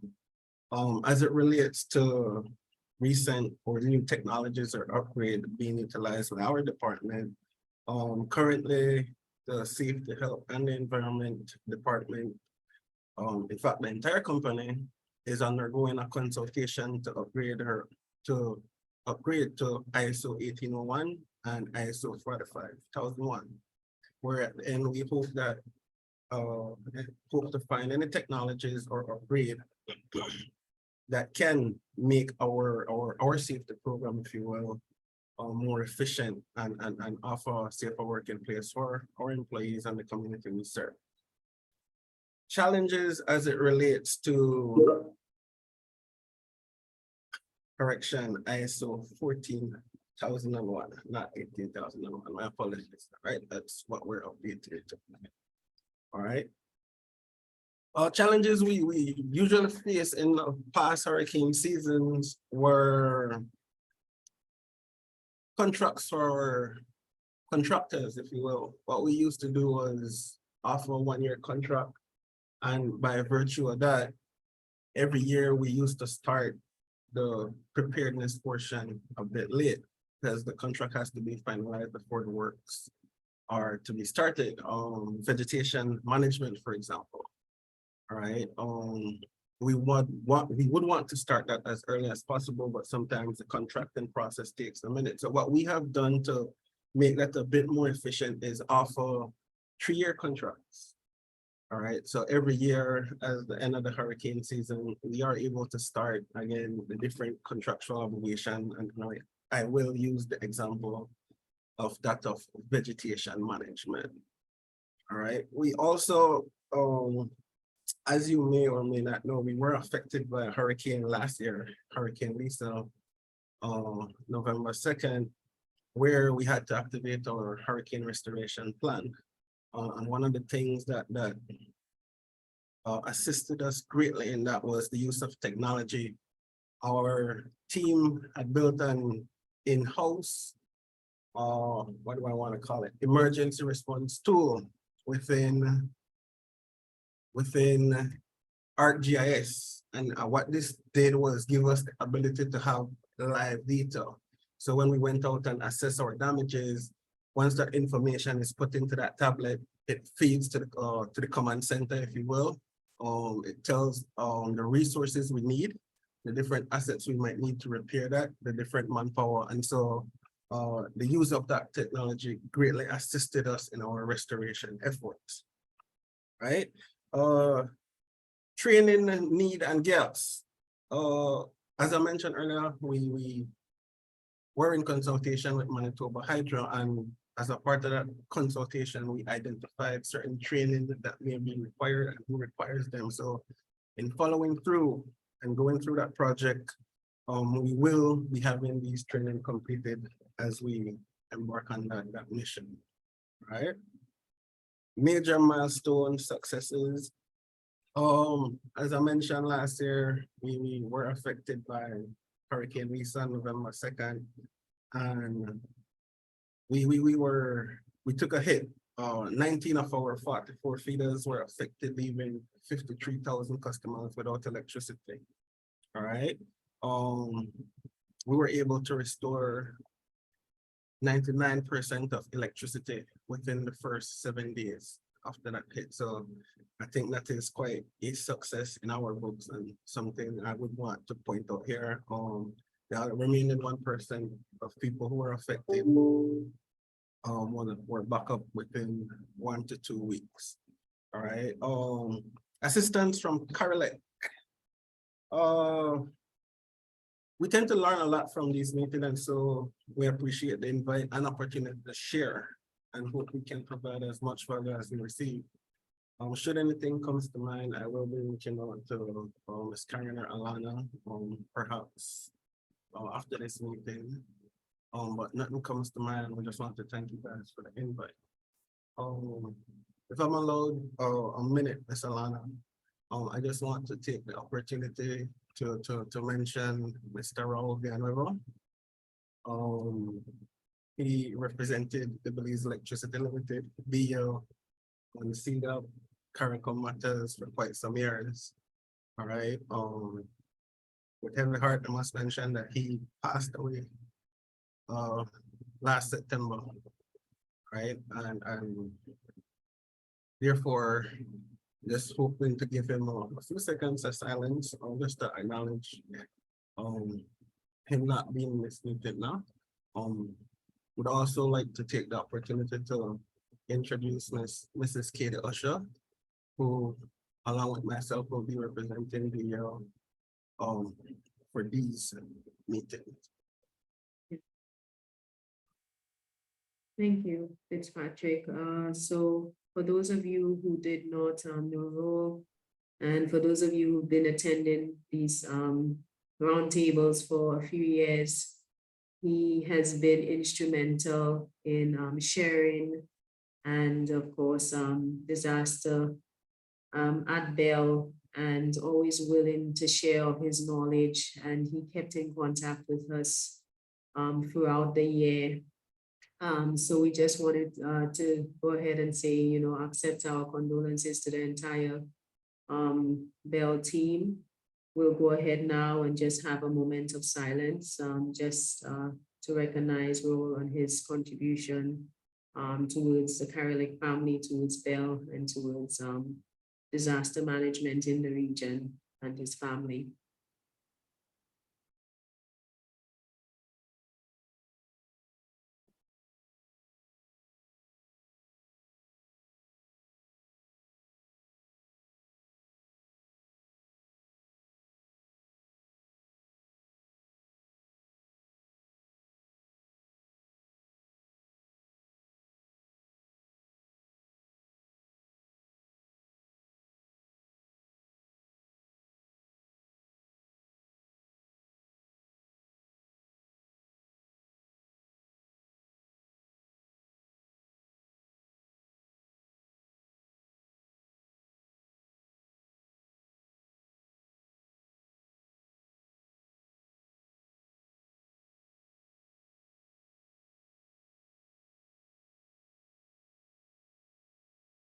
All right, thank you very much, Fitzpatrick, for your contribution and for continuing to hold up the mantle and the light that I am sure Roel left you and the team with. We look forward to continuing with engaging with Bell. And we have a recording, I believe we did about a year or two ago with Bell on their restoration efforts. So we'll go ahead and share that with you after the session as well for anyone who missed out on that webinar. Some really good information was shared by Bell on their success in dealing with disaster restoration. So thank you, Bell. And Fitzpatrick is coming out of Belize. Bell, the utility, CARILEC member. Any questions for Fitzpatrick before we move on to the next utility representative to provide an update? Any questions?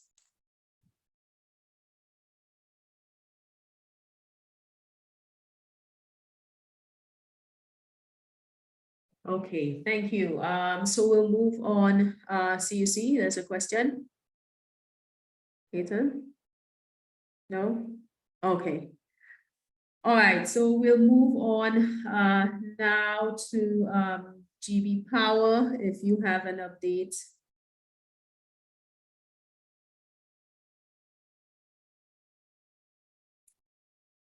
Who do we have representing us today from Grand Bahama? If you're prepared to give an update, you could go ahead and unmute your mic and provide us with a quick update.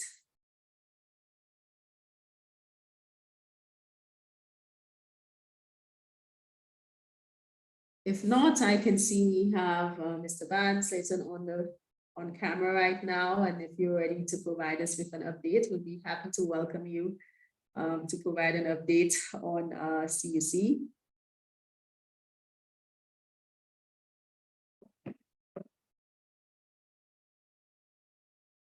Yeah, can I provide it later, please? I'm just gonna. Okay, sure. Yeah. All right, no problem. Okay, so I welcome on CARILEC. Do you have an update for us? CARILEC out of Grenada. Hi, good morning. You can hear me? Yes, I can. Wonderful. For CARILEC, well, we already started looking at our hurricane manual or hurricane disaster management plan, you can see. So this plan is somewhat threefold in the sense that it looks at the pre-hurricane season, when it occurs, and then thereafter. So far we had meetings where each committee within the different departments have looked at the areas, and since January of this year, the different areas that they're responsible for. But thus far, what we look at most so now is, as with, I think that's Belize, that would be vegetation management. It's in full swing right now because we have quite a bit of things to do with regards to that area and making sure that trees are not affecting the lines and so on and so forth, and what we can do to manage that for the season. We also have done inspections of the assets as well. As you know, Grenada is not just one state, it's Grenada, Carriacou, and Petit Martinique. So each area has to look closely at the assets that they have and what we must do to make sure that stock levels are at the correct levels for the hurricane season. So we're starting to do that, as well as we have crews on standby and ready for deployment. We have training going on at the moment.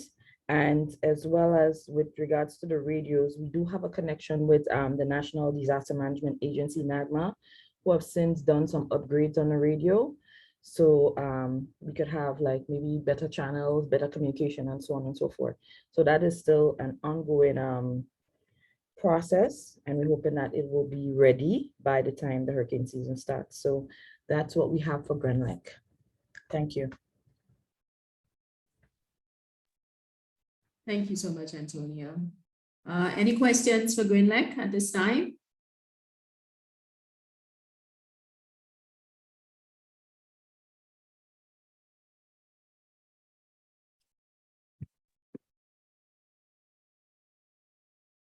Okay, so we'll now move on to NEVLEC. Do we have a representative from NEVLEC? I believe we saw a representative from NEVLEC earlier.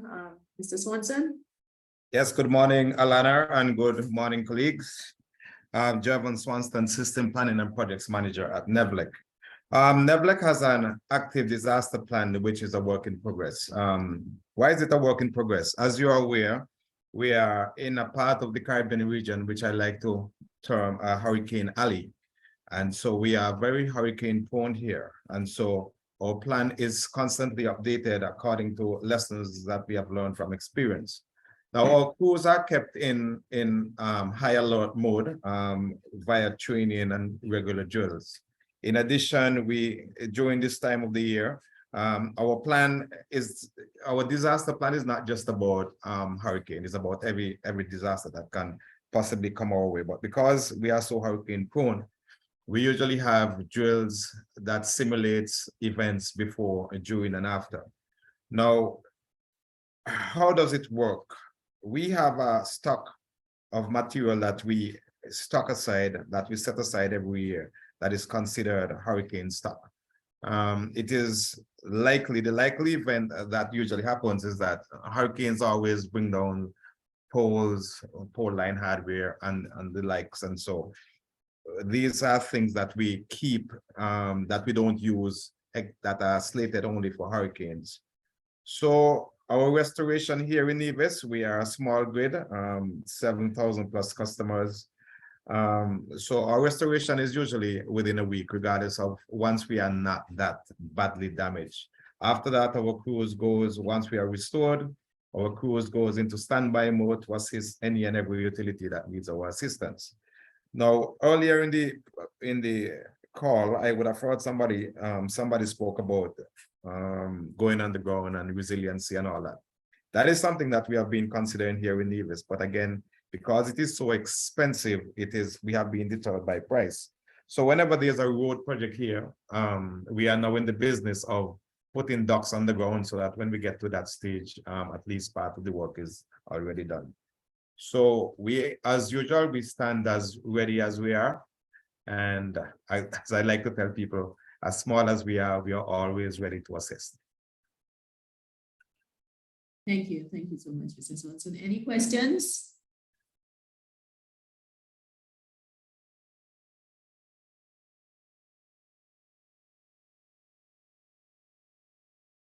Thank you. Thank you, Mr. Swanson. Leighton Barnes, no, can go now. Sure, go ahead. Yes, hi, morning, everyone. My name is Leighton Barnes. I'm from CUC, and that's in Grand Cayman. All right, so CUC operates, as I said, from Grand Cayman with 33,000 customers. Our annual hurricane disaster plan started the beginning of April, where we first do a department assessment, and then that is collated and sent to the senior management for them to make a decision on our level of preparedness. One of the key things from that is the material ordering. So we need to know what quantity we have, what we need to reorder. Because as it is now with the long lead time of materials, we need adequate time to ensure that we have sufficient stock should a hurricane hit. And being on a small island like here, when a hurricane comes, we have difficulty getting the materials. We also review our disaster plan and make changes for new employees that have joined since the close of the hurricane season. And that plan is reviewed with all employees. There's also mutual aid assistance, being a Fortis utility. We initiate mutual aid assistance agreement from earlier in January. We also need to do the same with CARILEC. So I guess we're reaching out to CARILEC to better form our relationship with that mutual aid. The last two activities we have been doing is storm hardening. Pretty much our system can withstand up to a category 3, but we made a plan, make an executive decision last 2 years to conduct storm hardening such that up to category 4, we should be able to withstand. And also we'll be doing a substantial work on grid resilience. One issue that we find is that whenever hurricane strike, we took a long time to restore. So our transmission lines, even from the power plants, will be underground. So far, we have underground 2. We have 2 more leave to be fully underground. One is scheduled for end of this year, and one is end of next year. So upon completion, should a hurricane strike, we, especially from the plant out to our substations, we can have, barring that there is not any flooding ingress with manholes, we should easily restore back our substations. So that's all bit for me. Thank you so much. Any questions? Thank you, CUC and CUC Cayman Islands. Any question? Just one question for Mr. Barnes. What are some of the hardening activities that you guys would have undertaken in terms of increasing the capacity of the system to withstand, for example, a category 3 hurricane? The first thing, mostly working on guys, storm guiding. That's one of the big area. And also the poles, we increase the size of the poles. So our distribution pole, we get bigger diameter poles so they can withstand storm force winds. Okay, so it's just to increase the diameter of the poles and additional guiding. Right, yes. Okay. And now what information do you have to say that, okay, well, when you undertake these activities, you should be able to withstand a category 3? Our engineering team did a research. So they have a research paper which they did when we had Hurricane Ivan 2004. They got a consultant who came in and did a work on it. So from that, the storm hardening came out from that. But there's a research that the engineering team did So they recommended they did upgrade the standards for the guide, the pole, the guide, Carl Salmon thing. All right. Well, I don't know if you would be willing to facilitate further discussions on this outside of this forum, you know, through CARILEC. We could get your contact and we could talk to you some more about that if you Yeah, man, no problem. Yeah, we could do that. Yeah. Okay, good. So we'll make contact via CARILEC. Yes, yes.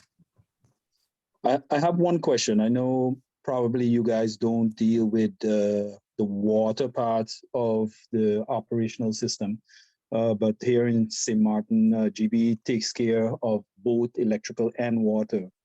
I don't know what you all, or what the water company, or if you have any contacts for the water companies on your islands, what you have done to reinforce your water tanks, because that was one of the assets, or very expensive assets that got hit very hard. What you have done to reinforce and increase the category strength for hurricanes.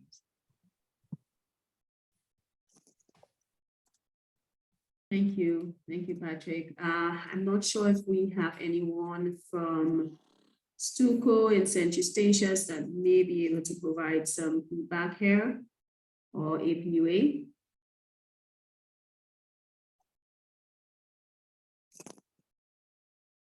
Anyone else can provide any feedback to Patrick on his question?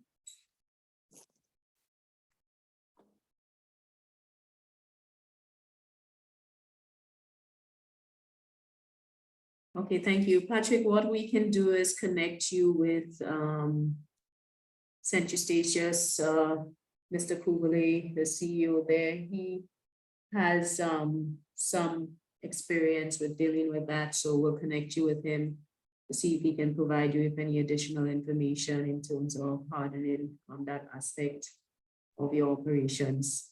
No, I know Mr. Kubale very well. Oh. They use the same tanks as we do, and we have. Okay. And I know they reinforce their tanks the same way we did with more extra ribs. But I'm not sure how anyone else did it. If it's only the ribs, but not only the ribs, but also the plate thickness that the tanks have. But we did it based on adding more ribs to the tank wall in order to increase the hurricane category strength quality up to 200 miles an hour. Okay. Thank you for sharing that. Just to open the floor again, anyone has any feedback on Patrick's question?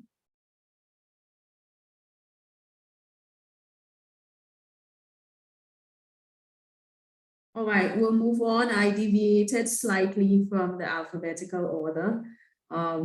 Thankfully, I'm not still in kindergarten. This would have been a problem, but let me just revert back to A and see if we have ANGLEC and if they have any contribution, any update that they would like to provide.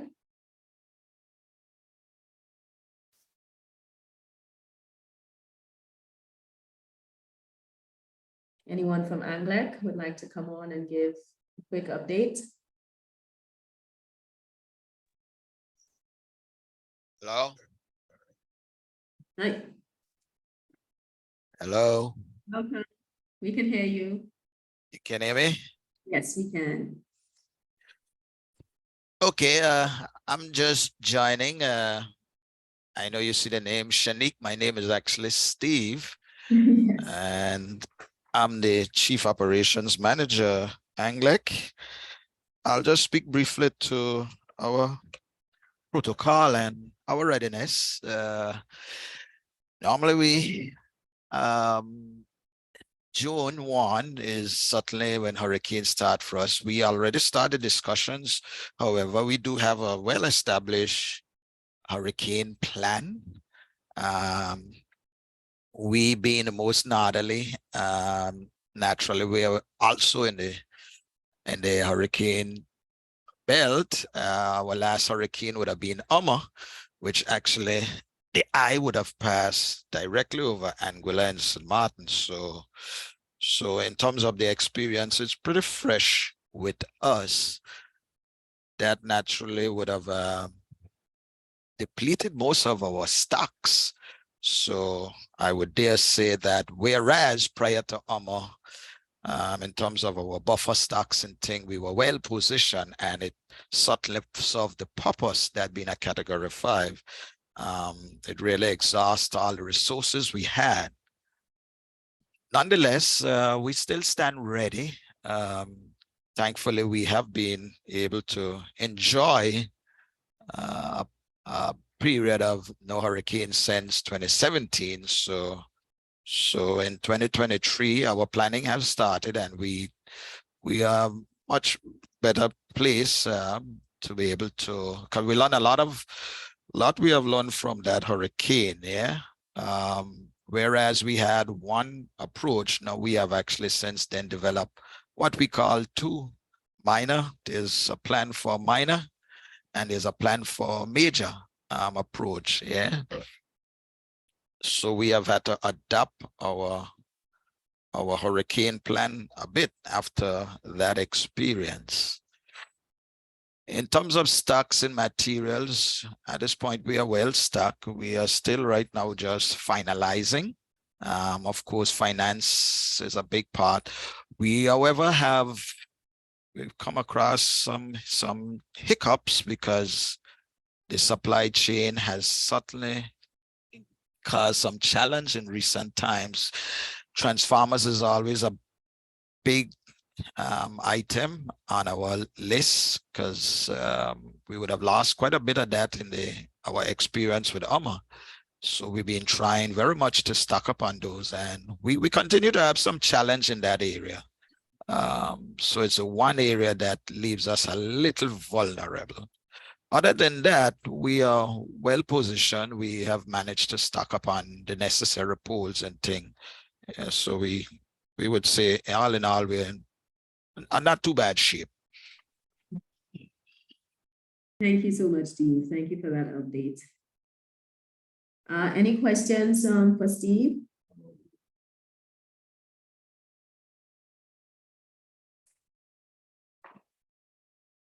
Just to go back on the update from Roger earlier, and Steve also mentioned it in terms of the supply chain issues. And Roger, you did mention in terms of the 9,000 meters that you would need to replace. We have had a few utilities with some supply chain issues as it pertains to meters. So of course, if your 9,000 meters that you will be retiring can be used by another utility, and if it's still, able to be used or utilized, I mean, I'm sure another utility would be happy to take them off your hands. As we know, all utilities are in different phases of implementing the smart metering. Okay, so we'll move on. If there are any, yes. I have one more point. Seeing that we are going on the ground, we are faced also with a lot of stock items that for overhead material, for overhead installations. We do have a count as to what we have. So if any utility companies are probably interested in maybe taking over or buying over these type of materials, they could get in contact with us, and then we will see what and how much or what we can do for them as well. Okay, excellent. Thank you so much, Patrick. That would be very valuable, I'm sure, for many of the utilities in the region. We will be sharing the attendee list after with person's name, position at the utility, and of course the contact details. And I mean, in the past, we've held quite a few meetings with Jamaica, GPS, in terms of sharing of equipment and of course exchanging of equipment that are not being used by specific utilities. So we're still fine-tuning this through our strategic planning at CARILEC And we hope to at least, bring all the utilities together in terms of sharing equipment that they would like to pass on to other utilities or sell to other utilities. So certainly within the next year or so, we should be sharing some more information on that service. Okay, so we'd like to move on now to Belco out of Bermuda. If we have someone from Belco who'd like to come on and present their updates, following Belco, we will move on to BVIEC out of British Virgin Islands. Do we still have someone on with us from Belco? If not, we will move on to BVIEC. I think I saw a representative here. Melanie? Good morning, everyone. I hope that you can hear me very well.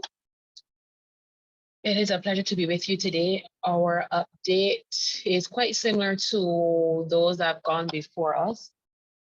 As it relates to we're going to break it down into our transmission and distribution, followed by generation, and then generally what we are doing to ensure the overall disaster preparedness for our operations. For our transmission and distribution side, as usual, we have a monthly vegetation management program for both our lines and our ground mounted transformers and switches. That is a contracted service. However, it is supervised by our T&D foremen who are responsible mid each month to do a raid of the lines broken down into where we do our switching. Once that's completed, that information is shared with the contractors who have a specific time period to have the work executed. Additionally, we ensured that we had meetings with the owners of facilities where we have leased property to have the especially the switches, which are our assets. Some of the ground mounted transformers belong to some of our commercial entities in the territory, having meetings with them to update them on what are their requirements pre and post any impending weather. Following that, we also have the continuous retention of our lines to ensure that they have the right amount of tension that doesn't allow for the poles to be dragged with high winds. The transmission distribution department is also embarking on the extension of their reclosal program. Right now, we were only testing it on the western side of the island, where we had 3 reclosers there because of the works of the seagulls and other birds. But we knew that it was more important, not just for that, but for us to determine where there are faults, and if there are no faults, that the system can continue with very little downtime. As it relates to our generation side, is skipping anything? No, I am not, I think. As it relates to our generation side, we continue to test and every week and retest our Black Start unit under various conditions, because our Black Start unit is responsible, once our plant has a complete shutdown, to start our auxiliaries so we can start one of our 2 standalone units. Additionally, I heard us talking earlier about tanks. We have a contract with our fuel providers to ensure that during the hurricane season that we maintain, so every 3 days, we will be receiving fuel to ensure that our levels are kept pretty high. We want each tank, especially our largest tank, which is tank 4, to maintain a capacity of 75% for the entirety during the hurricane season. The others we have at a 70% capacity minimum during our operation, which means, as you realize, that we have to be constantly fueling where necessary. So in each time when the fuel barge is going up through the region, they stop to fuel us, and when they're moving their way back down, it's quite the same. Our facility has undergone some resilience. The roofing, the windows, and our shutters have been all replaced in our older station. They were severely impacted by Irma, but it took us quite some time to get everything repaired. Our new station, we realized that we were having some issues with that as it relates to where the two buildings have joined, and we're actually having some contractors, some structural engineers take a look at how best we can stop the ingress of any water. Our managers and the previous board of directors underwent training and incident command last year. However, all of them are due for a review.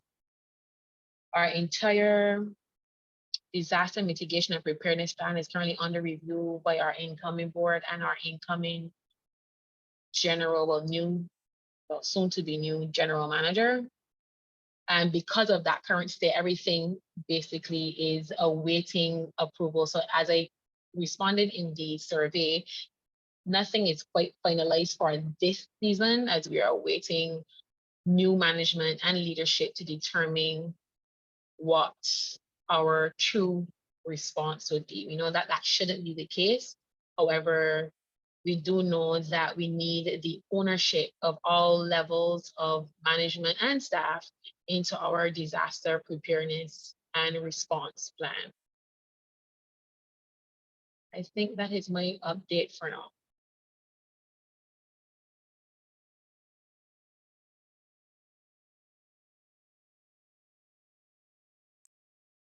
Thank you. Thank you very much, Melanie from BVI.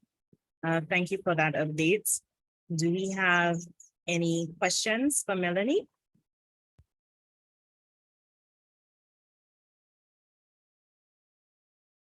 Let's check the chat here as well.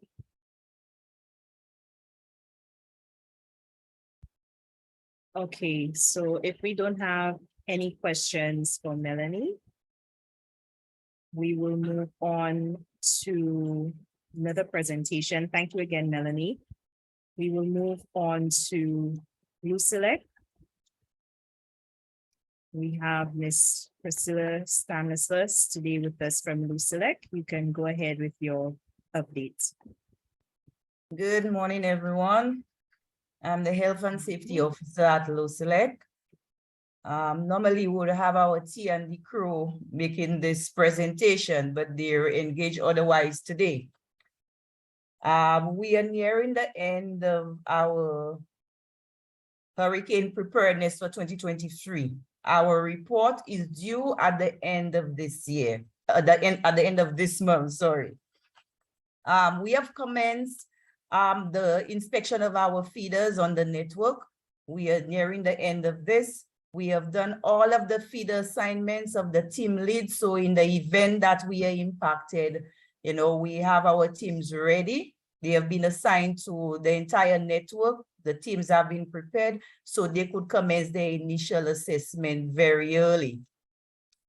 In terms of material, we have increased the stock of our poles. So we have deployed our stock in the north and in the south. So usually if we are impacted by a hurricane, we have issues with the poles. So we are prepared for that.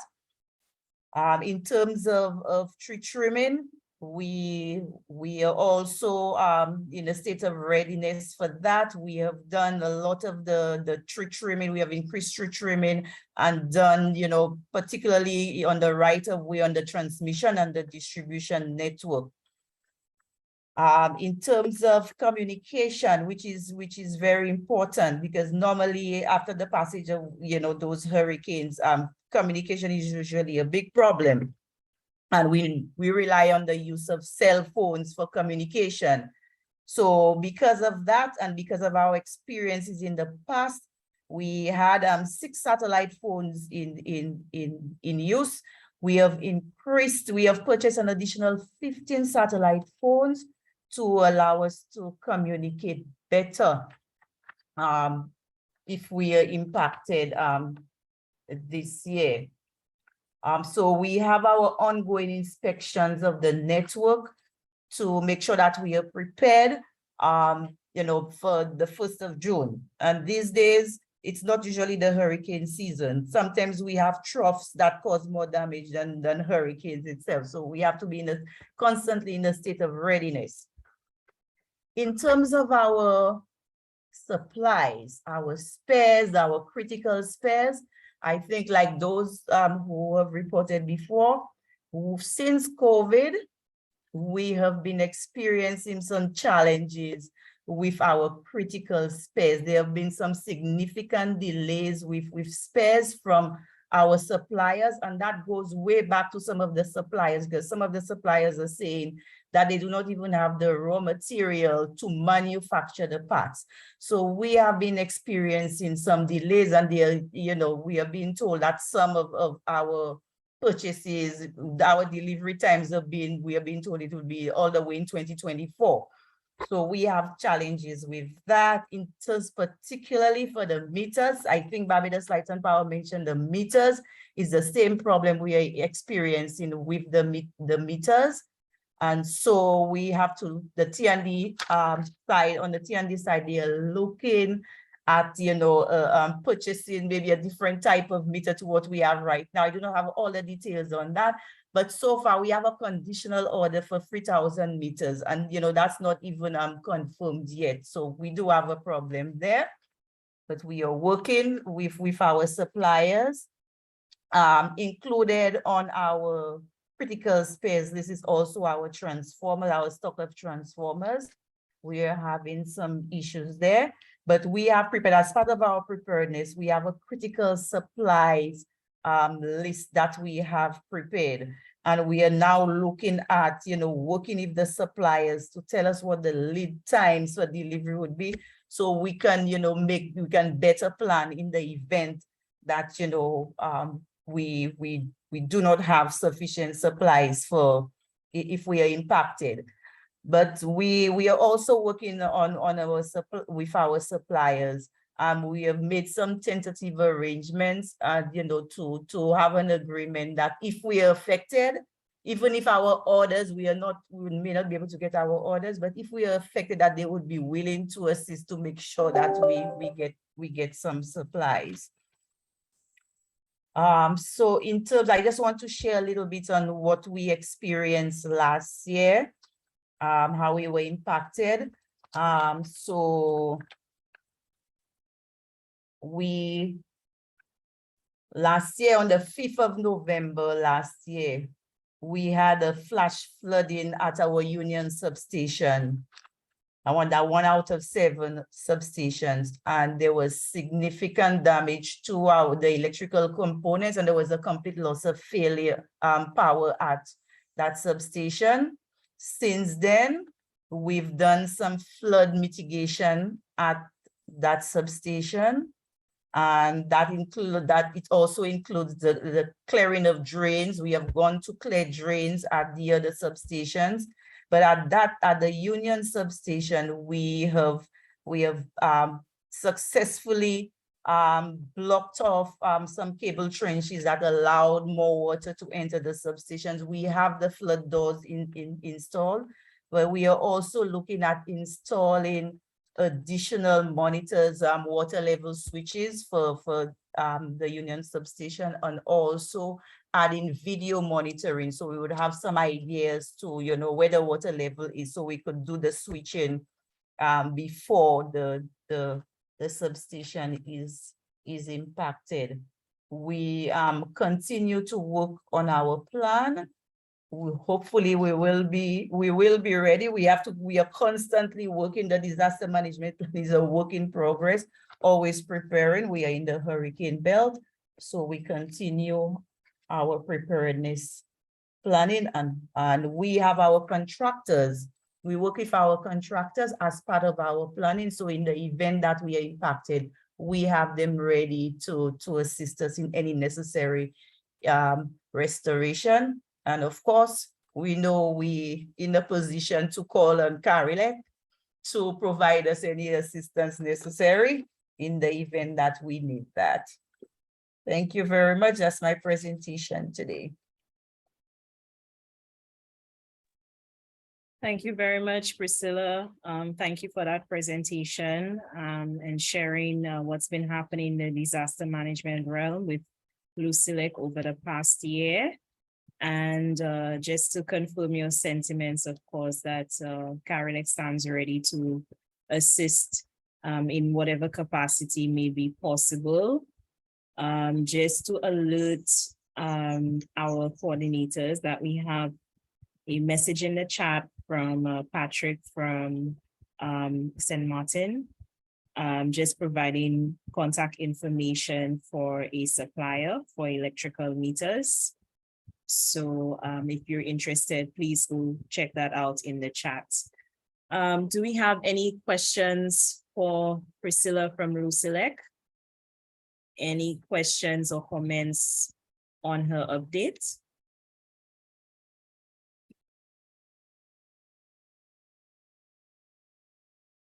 Okay, if we don't have any questions, we will move on to next utility. But thank you very much, Priscilla.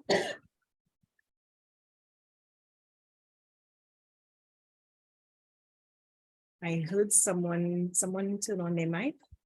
No? Okay. So if there are no questions or comments, we'll move on to our next utility. So we now call on CARILEC, the representative from CARILEC, to deliver the utility update. Who do we have from CARILEC today? I see that we have Mr. Rondell Philip. So if you have an update, you can go ahead and deliver it at this time.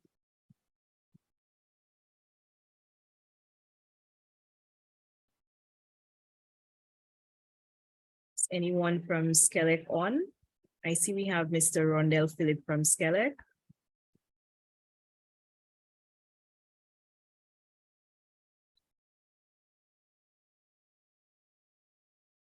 Okay, I'm not sure if this person probably stepped away for a minute. So we will move on to TN Tech. So TN Tech, I know we had both Mr. Burke and Mr. Nobby on, and you could go ahead with your utility updates, TN Tech. Right. Hi, good morning, everyone, again. Right, so I'll just a quick recap of 2022. We were not under any hurricane watch. However, we were under a storm watch that was June 2022, but that dissipated and we were not affected. And part of our plan would have been to deploy additional resources, which we did, to Tobago in anticipation of the impending storm, which dissipated, as I said before. What we did notice in 2022 is that lightning, we did experience a lot more feeder outages due to lightning.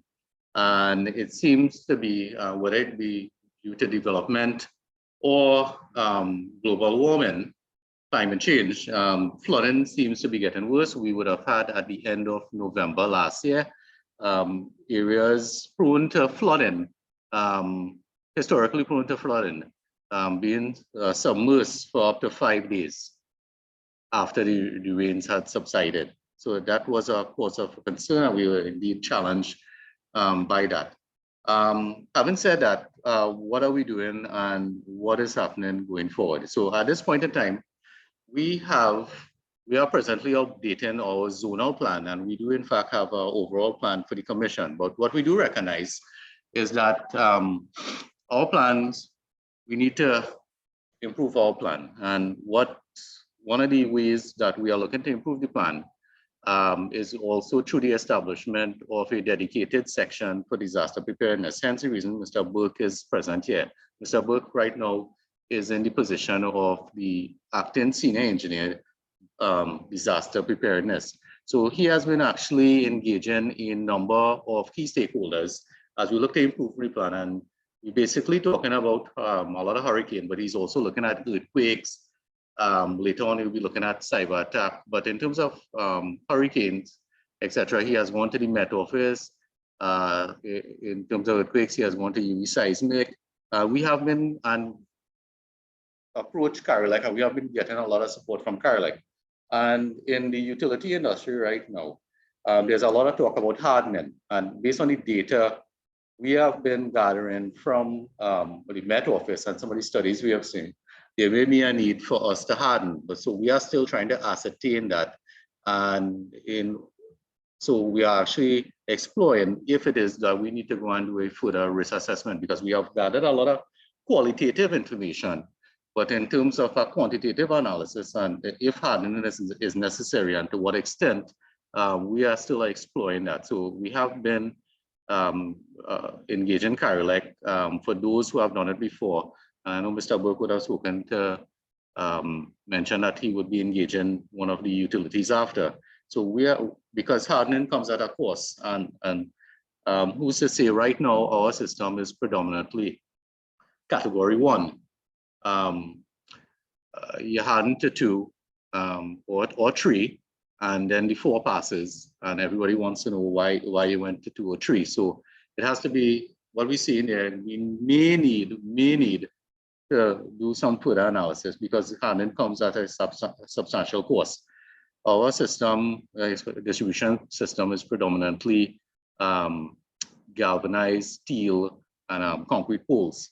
So Mr. Burke right now is working on how do we improve our disaster preparedness. And he's looking now at engaging some of the key stakeholders, including our regional counterparts. Stocks, everybody, it's pretty much the same. We have been building a dedicated stock level. However, we are challenged by the lead time, the supply chain issue highlighted before, that we are also impacted by that. So we have a lot of tenders right now at various stages, awarded or being awarded. So we are looking to really build our stock level to what we think is adequate. And again, guided by the information that we are trying to ascertain in terms of what do we need to prepare. In fact, when I was very interested in the LUMA presentation this morning, and that's why I would have asked, how do you know what quantities of materials you need? One thing we would like to find out, and through CARILEC, is are there any other utilities similar to TNTech that utilize both transmission and distribution, and galvanized and steel poles and concrete poles? Because we are looking to also talk to these utilities and engage in some kind of partnership. Should it be that we or the utilities are hit, and there's a need for an exchange of items. So the exact mechanism of that is yet to be decided. So in terms of system improvements, one of the things we have looked at, we now have recently commissioned a new 220 kV double circuit. That's our first category 2 circuit, and that is meant to make our transmission system a lot more resilient than it was in the past. For those of you who may not know, we experienced a blackout February 16th last year, and this initiative, this double circuit, would basically significantly reduce the probability of such an event ever occurring again. In terms of capacity, we have done a number of upgrade projects. In 2022, we established a project office, and that has really delivered. Before, we would struggle to deliver at substation level 3 or 4 projects for the year. Through that project office, we were able to coordinate and deliver 12 substation type projects at the distribution level. We have other projects as well at the transmission level, but I'm just talking about the distribution based projects. Right now, we are looking to presently installing auto reclosers on our system as part of a loop scheme. So we are aggressively pursuing that in this quarter and the following quarter. We're looking to install about 85 pole-mounted auto reclosers at strategic locations in our loop configuration. Presently, we're looking to procure additional fault indicators and also dropout reclosers. Last year, we would have had a number of outages when due to vegetation, and of course, we are right now have awarded a number of short-term contracts, and we are aggressively pursuing line clearing in anticipation of the rainy season. We have started the installation, which was something we were not, it was not something we focused on before, but towards the end of 2022 and the remainder of 2023, we are focused on installing about 200 kilometers of semi-insulated conductors as at the distribution level.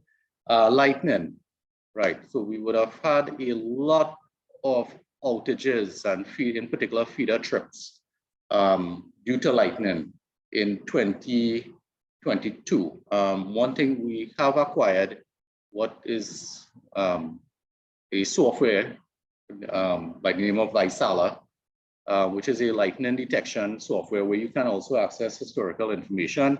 Based on that, we have done all various zones have done a analysis of the areas most prone to lightning, and based on the IEEE 2010 standard, we are engaging in an exercise right now to install additional lightning arresters.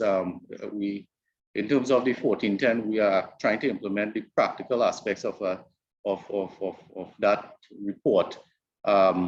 So which include the installation of arresters and the installation of higher CFO rated insulators. So that's an exercise that is ongoing right now. So by the next time we have our meeting, we should be able to report on whether that exercise bore fruit, but we are guided by the IEEE 1410. Right, we continue to utilize our OMS in terms of our outage prediction. That has served us well. We have 10 mobile generators. We have 5 1 megawatt units and 5 0.5 megawatt units.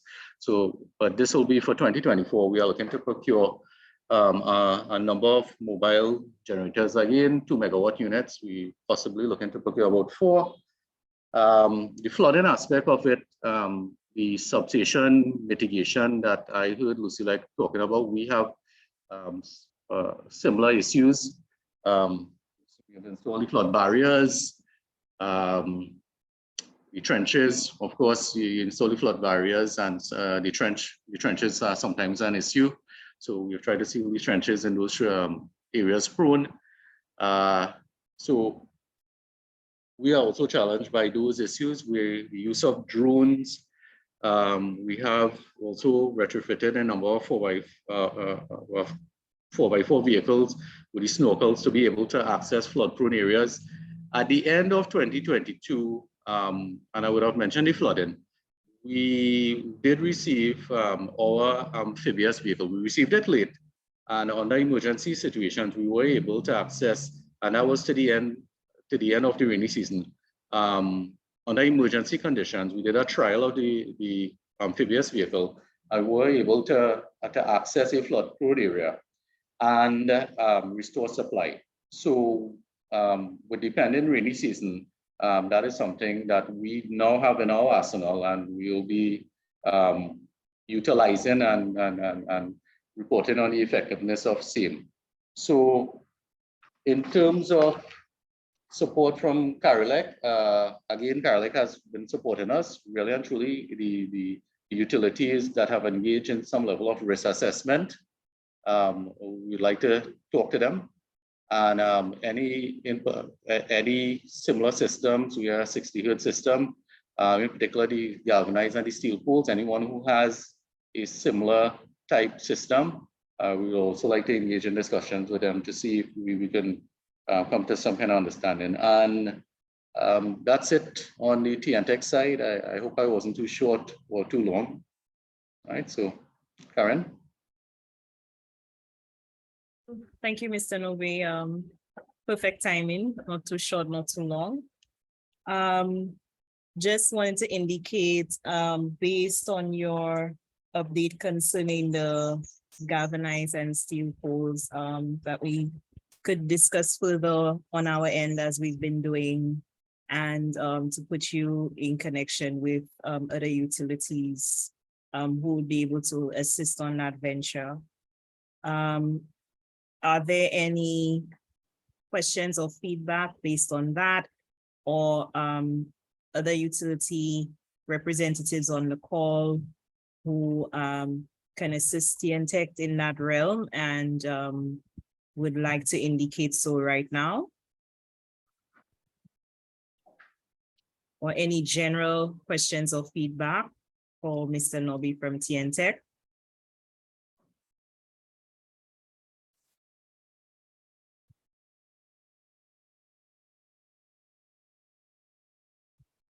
Just checking the chat as well. Okay, so if we do not have any questions or feedback at this time, Mr. Nobe, we will continue the discussion on our end from CARILEC and reach out to you as we've been doing in terms of the areas of support that we can continue to work with you on. Thank you for the updates. Okay, so we move on to, I believe, our final update, and that is from Fortis TCI. We have a representative from Fortis. Hello. Good day, Mr. Francis. You can go ahead with your update. All right, thank you, Karen. Good morning to everyone. From the Fortis TCI end, we are governed by our business continuity management system, and it drives all our responses, not just to hurricanes, but to any business interruption or business disruptions. So hurricane fit right under that management system, and there's several linkages that help us prepare. One, the production team are doing and working through their maintenance schedule. The T&D team, likewise, they're doing the similar exercise, ensuring that the vegetation management is under control. As on the production side, that the maintenance for all the larger units are on schedule, and those that can be completed before the peak of the season are all done.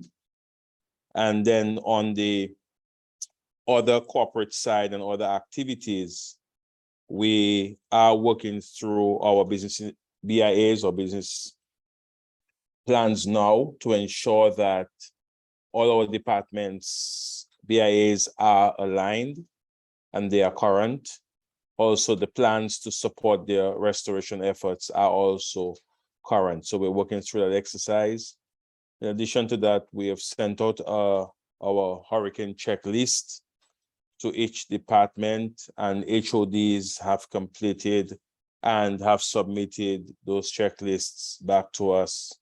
So that supply chain, for example, would provide a checklist and would also speak to the hurricane stock levels for all our hardware, but also for other essentials, hurricane essentials, from clothing to food, bedding, et cetera, would be completed by our supply chain team. HR covers all of the human aspect, and including MOUs and support for additional services should be required, and production and all the other sister islands, because we operate in several islands as well. Each island will ensure that their list is up to date. During the month of May, we spend a lot of time doing our final preparations. So we will have our sat phone testing in the middle of May, our hurricane exercise, desktop exercise happening toward the end of May. And our after action report follows, and a complete report to our CEO on the state of readiness following that particular exercise. We are also involved. We also do a full island inspection as a senior team. So subsequent to the checklists and the other feedback that we'll get from our team members, two things are happening this year. One, because we experienced Fiona last year, we have a number of lessons learned that each department and island, they are updating their respective action items on the Fiona lessons learned to ensure that those actions are completed in time for the peak of the season. And then sometime in May, the first week of May, a team of leaders from the production team, facilities management, health and safety, IT and IT security and business continuity will travel around the islands to validate the report sent and to ensure that any issues missed by the local teams are captured in a timely manner and acted upon. So that will happen.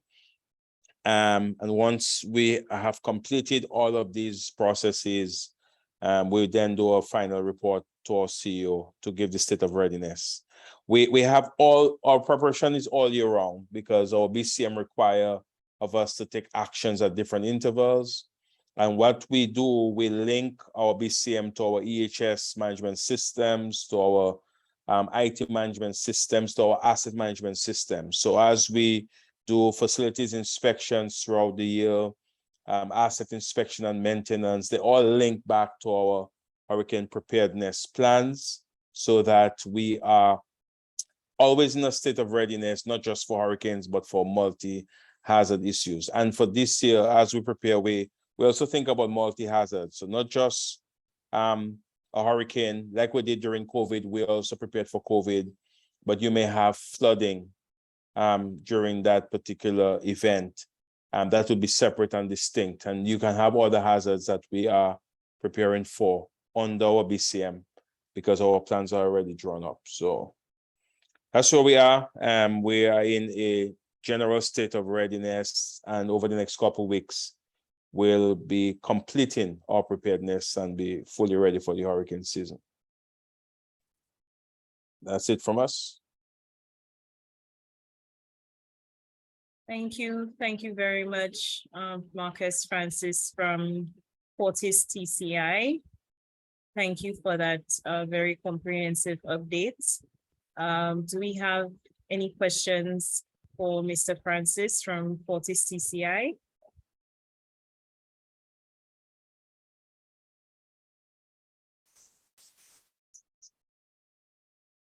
Okay, I take it that we do not have any questions. So thank you very much, Mr. Francis from Fortis TCI, for delivering that update.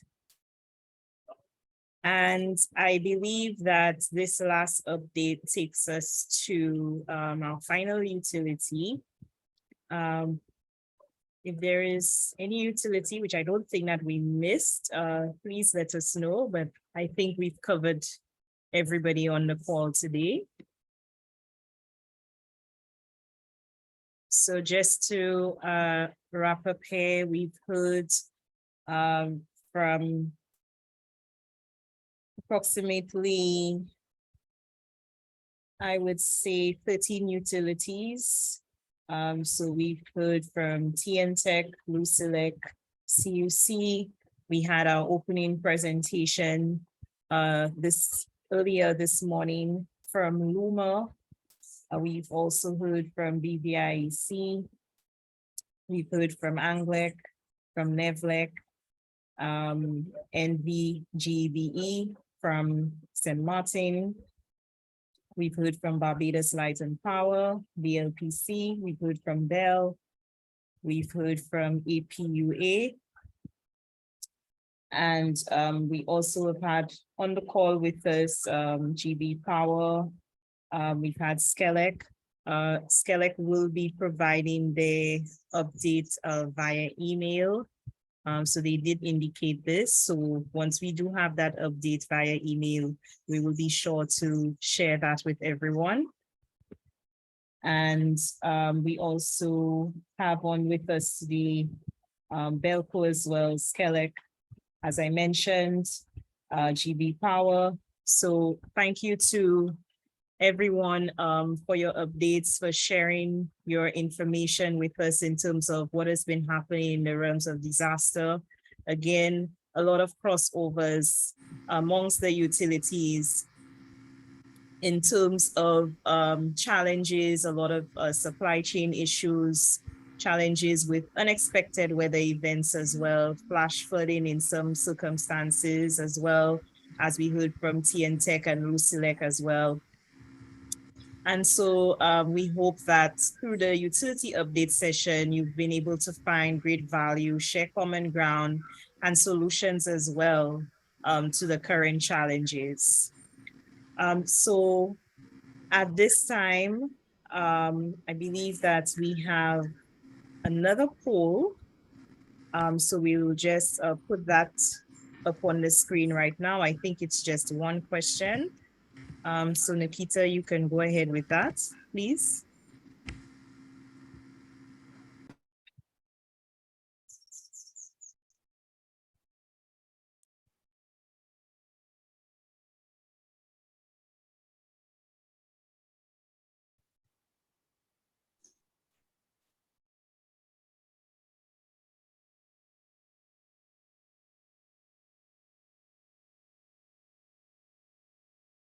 Hi, Nikita, can you just confirm that we will be having the poll now? I added it in, but it's not showing up on my screen. I'm not sure if any of my fellow co-hosts can see it. Yeah, I'm not able to see it as yet. Yeah, I'm not seeing it either. Hold on. Yes, it's not on. I don't know if Launched it. Can you see it? Okay. All right. Yes, we can see it now. Okay, so this is based on incident command training. And we would just like to know if you are interested in this training and also what level of the ICS training would be most beneficial to your utility. So if you could just fill out this quick 2-question poll for us so that we can get that information and our training department can decide on what level, all levels of training would be most beneficial to you.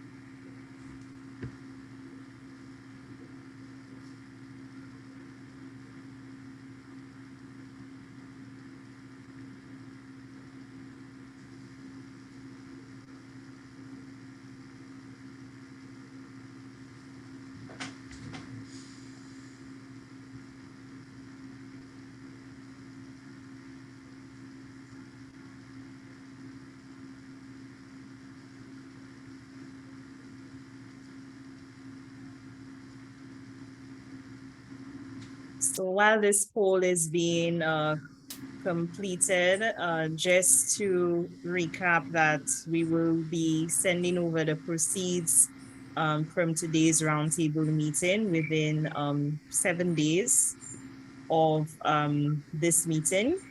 And this will contain the presentation from Luma this morning.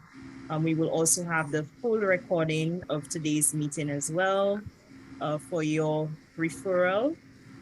We will also be sending the updated CDAP manual as well for your review and to provide us with any feedback on the changes that we've made so far. And we will also be sharing any of the updates that we have disaster related in terms of any requests from other utilities based on the presentations that were made earlier today. So please look out for that. And we will also be sharing information concerning deployment for this year, should we need to deploy any teams as well. So please look out for that email from us with the proceeds from today's meeting.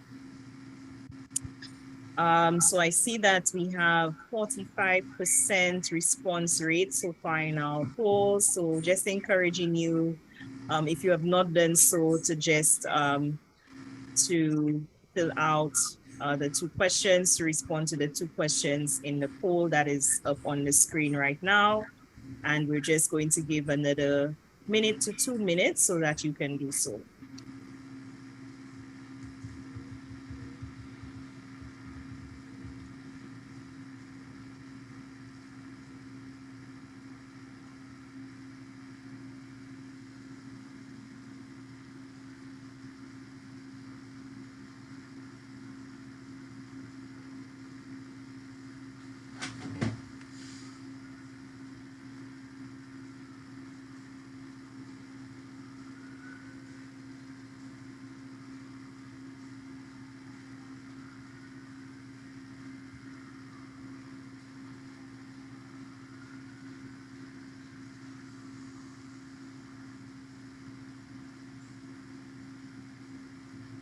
Okay, so based on our responses so far, we can see that everyone is interested in the ICS training, which is really good. And the majority of responses have indicated that they would like to receive training from all 3 levels of ICS. So Ms. Primus, we have some work to do. Yes, indeed. Yes, Karen, thank you very much. So thank you, coordinators, representatives, for taking part in the poll, and your responses have been duly noted. So we will go ahead and end this live poll. And of course, if you didn't get a chance to respond, or there's some level of training in disaster management that you think that your team can benefit from, your utility can benefit from, whether it be within the realm of ICS or otherwise, please don't hesitate to contact us. You can send an email to myself, kpiper@carilec.org. We also have a CDAP email, cdap@carilec.org, and we will be sure to pass that on to our training department. All right, so we have come to the end of today's roundtable meeting. And we just want to thank you so much for your participation. And as we close off and pull down the curtains on this roundtable, we have some closing remarks and final comments from our Executive Director and CDAP Chairman, Dr. Peters Burton. Dr. Burton. Thank you, Karen. Thank you. Just briefly to say again, thanks to all of the participants. Thank you for your time and commitment to sharing in this area. Thank you for your expertise and for your willingness to collaborate with colleagues across the region. We know that this area is of critical importance to our social economic development. And so we thank you for your interest and continued commitment to the cause. Thank you especially to the CARILEC staff members, both on screen and behind the scenes, that made this happen. We look forward to our continued collaboration and efforts. And again, everyone, just keep safe and keep well. Thank you. Back over to you, Karen.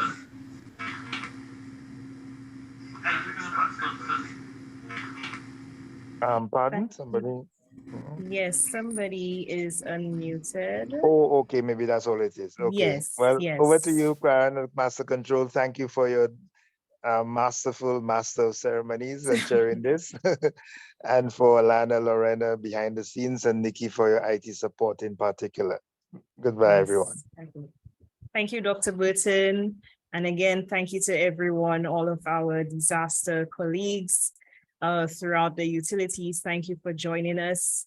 And we look forward to continuing the discussions with you offline as well through emails. And we ask that you continue to keep in touch with us as we prepare for the upcoming hurricane season. Thank you once again, and do have a good rest of the day. All right, good day, everyone. Take care. Thank you. Bye, everybody. Thank you. Bye. Thank you. Bye. Thank you. Bye. Bye-bye. Thank you.